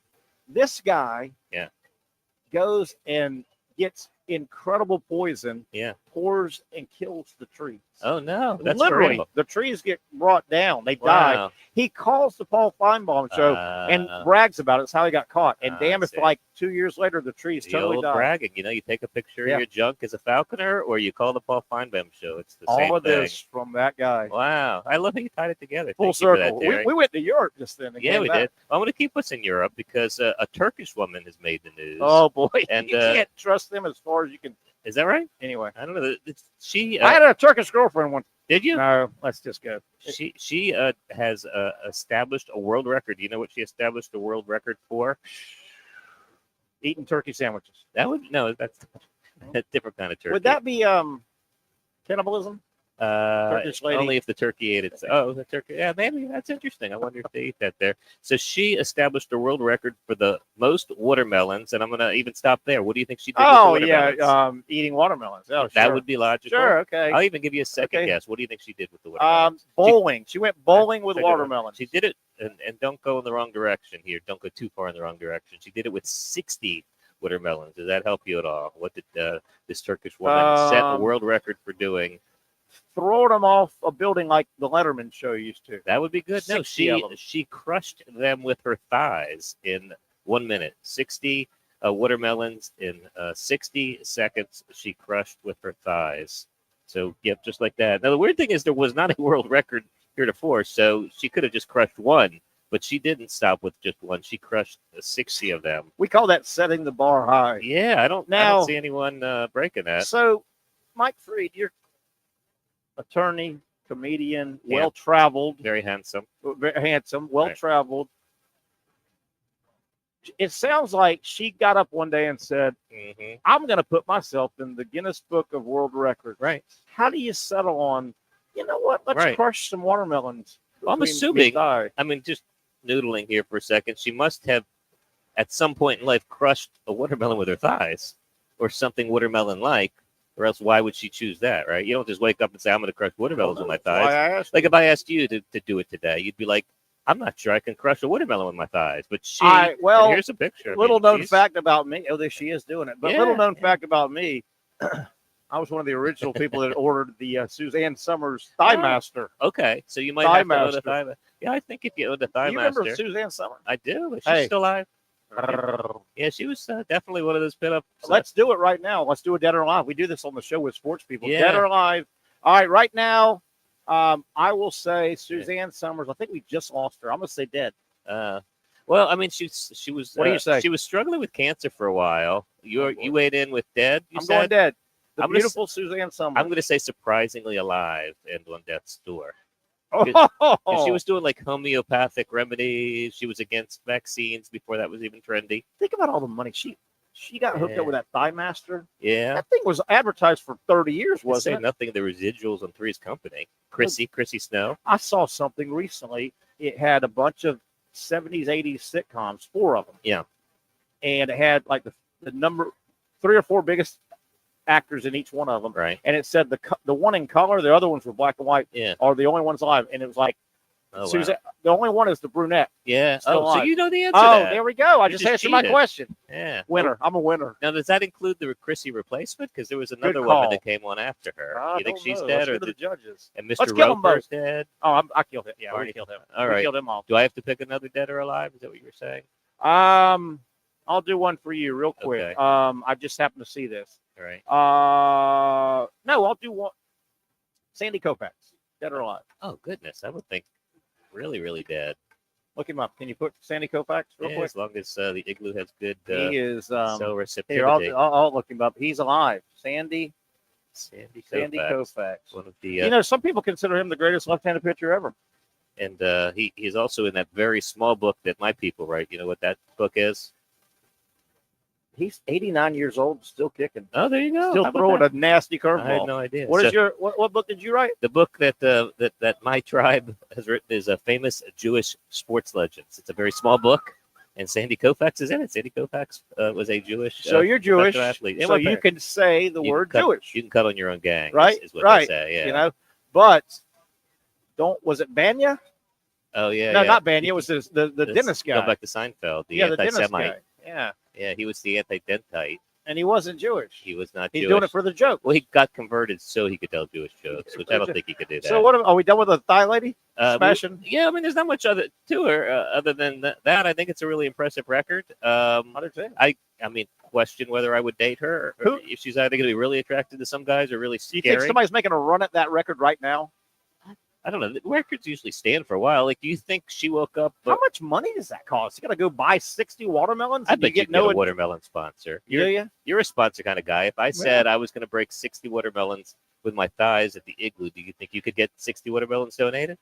I think I could, but that's been done. Let's do 61. Let's see from 20 feet, right? 60 eggs. How many I could bust by throwing them into your noggin? No. So it's just a target. I'm in. Really. You want to do that? Well, they're all going to bust if they hit my head. You could be in the Guinness Book of World Records. Would it be me or you? I'm throwing it. I played baseball. I understand, but I'm just standing there getting hit in the head. You got the target. Oh. I got lettuce. Do I move for it, or do I have to just stand there and let you hit me? I prefer you stand there and let me hit But like, say you're going outside. Okay, you're doing you can do like a duck. Ding, ding. No, I'm just saying, like, if I'm playing like a catcher and you're throwing low and outside, do I go low and outside, or do I just stay over home plate? Business, pal. What you do? Hey, what you do in your private time, Mr. Freed? It's your business, pal. I would be. I mean, to answer your question, I would be more than willing to let you throw eggs at my head. When did you decide to go bald, man? It looks great, by the way. You're lucky. Thank you. You're Very kind. No, you're looks one of the particularly guys. Good with a headset, right? No, you look great bald, and a lot of white guys don't look great bald. And I'm worried about when I lose the rest of my you got lettuce. a nice head of hair there. But when I lose it, you don't know until you know. Did you finally? It was a preemptive were you strike. scared? I remember the day, or I remember the day before the day. I was at a restaurant at the beach. It's not there anymore, but not Bonefish. Was it Bonefish? Bonefish is still alive. No, it's not Bonefish. It was the one that was on the corner there. Anyway, I'm sitting at the restaurant. Oh, the expensive Roy's? Yes, Roy's. I was at Roy's, that Polynesian restaurant. Yeah, really good. I couldn't think of Nadal last week. No, that's true. Yeah, and you got it today. Thank goodness. So I was sitting there with my then wife, and we were sitting at this one level, and there was a guy who was kind of balding in the back and a little bit of balding in the front. And I said to her, if I ever look like that, let me know, because I will shave it the next day. And did she go? She goes, you kind of look like that now. So I was she doing this? Yeah, she's like, if you really want to know, that's exactly what you look like. So this guy had the Genghis Khan thing working? Yeah, the sort of is kind of like an isthmus. His two islands were coming I together. could tie this. The Genghis Khan. Yeah. The thing kind of Yeah, is all yeah. bald and all. Right. It's a good look. This ties into last night's football game and locally, Yulee High School's Derrick Henry. Yes. You ever remember Derrick Henry? Sure. He had young receding. Oh, really? And he had this long, and I think he finally cut it off. I used to say for years, he must have any friends. Somebody's got to go Derrick. Right. You got to let it. The Genghis Khan thing is not I think working. when you're a monster like he is, people just don't I speak know. to you. Like with Can me, you people are imagine? like, you look stupid. Can you imagine? Yeah, Hey, nobody's- Derrick, your hair is not working, pal. Yeah, nobody's afraid of retribution. And he runs you against right me. over, right? Yeah. For a he's first down. He's had a great resurrected career with his new team, hasn't he? Is he good? Is he good? Out of bounds. What else we got out of bounds? Anything else? Yeah, out of you know, bounds? it was 'Cause a- you're not. We got to go. We're taking the top of the hour, pal. Oh, it was nostalgic. I'm like Carson. I've said you're going a second segment. Wow, I got caught up to the couch. Where you're going, pal? Wow, how about that? This will make me. So this is nostalgic. Do you remember when Roseanne Barr sang the national anthem at a baseball game? She years spit and years. kinda She and grabbed her spit. She grabbed her crotch. crotch. She thought it was going to be funny. Stay classy, but, Roseanne. But it was seeming to Yeah, it was terrible. disparage. It was horrible. The great game. She got a lot of crap. Was that the from it. All-Star game or a World Series? It I was think it was the All-Star something. game. Yeah, it was definitely. It was a big game. Everyone was watching, and she got. But crap for it. the shocking thing is, and I think I'm speaking for you. Right. Please go When right you ahead. think classy women, you Right. think You come- Roseanne Barr. you and go it- right to her, It yeah. went so against her character. Yes. Well, I mean, there was What's- a time where she was, Mrs. Cleaver of our generation for a minute. I mean, that show that she had was, she was. That was supposed to a be- really clever name show. It had a big long name. Yes, I believe it was her name. Roseanne. It wasn't Nadal, was it? It was Roseanne, wasn't it? Yeah. So I mean, she had a career. But, so she's back, and she's back to singing. And Good since it back or went- bad back? I think it depends which political side you're on to a degree. She's got a song, a rap, where it's basically called "Granny Is Back," and she starts a beef with Eminem, who sung, I believe, at one of Kamala Harris's political events. So she's calling out Eminem, and it's basically a Trump-friendly rap song. Which whether you like Trump or don't like Trump, you're really gonna hate this song. I'm pretty Do sure. the Trump. I just thought of a rap song. right that there. would have been better. Do the What you Trump. did. How bad is it? It's pretty bad. I mean, Granny is Ooh. back, and it's basically. I mean, it's very in your face to anybody who doesn't love Trump, but it's mainly just really bad singing. It's pro-Trump song. It's. But did I mention it's her with dreadlocks? In my mouth, just a little bit. Yeah, I I just can threw up a understand that. little bit. Yeah, Roseanne's rocking dreads. Yeah, so check it out if you're interested. Roseanne Now, is rap. this skinny Roseanne or? She's. You know how she did a little Oprah kind of thing. She's not as big as she once was. Okay, I'm not going what to say about- she's a beauty. This is skinny, like 300-pound Rose. Oh, yeah, she's just not. thank God we don't have that on this right there. Yeah, she's and not- it's near dinner time. Put that away. Yeah, she's not terribly attractive, but that's not what's newsworthy here. It's really more about. Oh man, More about I her think stuff. I sent that over. But I think we have. Yeah. Let's don't go to that. It's worth. Let's don't go to that. You can hyperlink to the Young and Norvelle show to watch. Yeah, Granny is back. The new Ew. Roseanne. and Roseanne. she did that just because she's Trumper, or Yeah, I guess so. She Huh. goes to the beat of her Speaking own of, drummer. have you heard? We have a new old president. Yeah, old I know. New president. It's so funny to watch them all today because all the old guys came out. Yeah, I mean, like Dan Quill. I would have done Dead or Dan Alive on him. Quill? He's still alive. I hadn't seen him. I didn't see him today. But like Clinton, and Bush, the living Bush, Obama was there. and Trump are all the same age, basically. How They about were that? born within months of each other. How about that? Isn't that crazy? Oh, we had one of those. I'm pretty good friends with Coach Spurrier. Mhm. We do, You we are. All we right. used to do a show together for a couple Nice. years, and I'm not picking at Coach, but this hit last week. Patrick and I were just talking, Mhm. and all the NFL playoff games were on. Right. And I got to get our countdown. But anyway, and I just was watching one of the pregame shows, and Jimmy Johnson was one of the panelists. So I was going, Jimmy Johnson. He's alive, by the way. I He's get credit for that 81. one. Is he really? Can you believe that? Wow. Coach Spurrier, and I told Patrick, we were on the air, I said, can you believe he looks great for 81? Yeah, and he just great doesn't hair. feel 81. No, he's got a lot of Coach energy. Spurrier's 79. Coach Wow. Spurrier's older than, Jimmy Johnson's older than Coach Spurrier. Right. I think football either makes you old or keeps you young, and those guys definitely seem. Now, what's the saying about the elbow and the nose, around your nose to get to your elbow? Or Oh, I don't know. I think I know where you're going, but I didn't know But there was a the saying reason about I it. brought the president, you heard there was an inauguration today. I right? did. I watched a little bit of it. From a comedian standpoint, Yes. Are you in the comedian world happier with Biden? Did you enjoy the Biden material that was out there to hit, or getting Trump back in with his material? The truth is, and I mean, unless that is your shtick, it's almost always better to stay away from political humor, because wherever you are, you're going to divide the room. Unless you're in a room that hates this guy or loves that guy, why alienate half of your base? And even if you're saying something that's objectively funny about Trump or Biden, let's just take the two of them.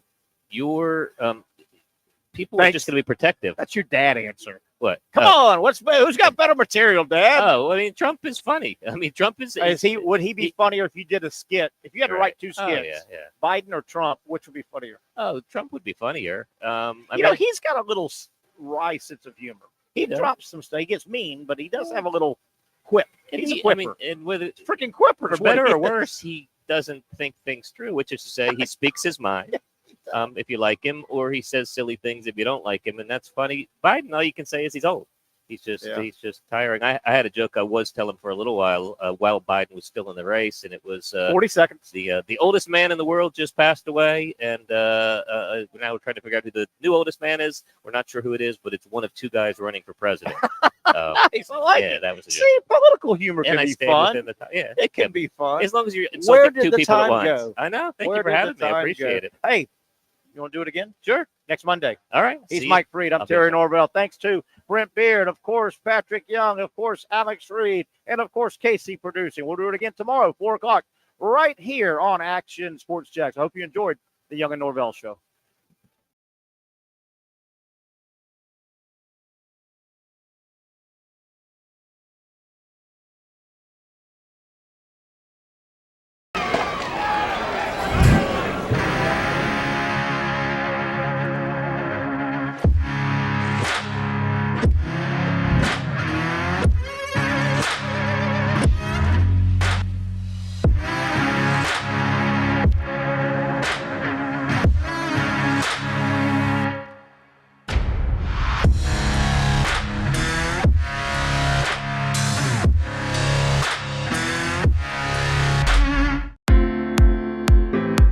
At Southeast Orthopedic Specialists, we know pain and injuries can stop you from doing what you love. This is why our board-certified orthopedic specialists offer the latest in both non-surgical and surgical treatment options and create a treatment plan tailored to your unique lifestyle and goals. So, whether it is a sports injury or that nagging pain that's keeping you from doing what you love, our team has the right treatment for you. For more information or to schedule an appointment online, visit our website. Finally, a family atmosphere, kid-friendly restaurant with a real sports bar feel. Bricks Jack's Beach features all of that and a large, climate-controlled covered patio with misting fans and heaters for all seasons. Mix in an extremely diverse menu that features the most quality and affordable steak at the beach, and there's no reason not to enjoy your next lunch, dinner, happy hour, or big sporting event at Bricks Jack's Beach, 300 2nd Street North in Jacksonville Beach. See you at Bricks Jack's Beach. You really got to hand it to him. Hold on. The previous play is under further review. I'm not sure what he could review, but okay.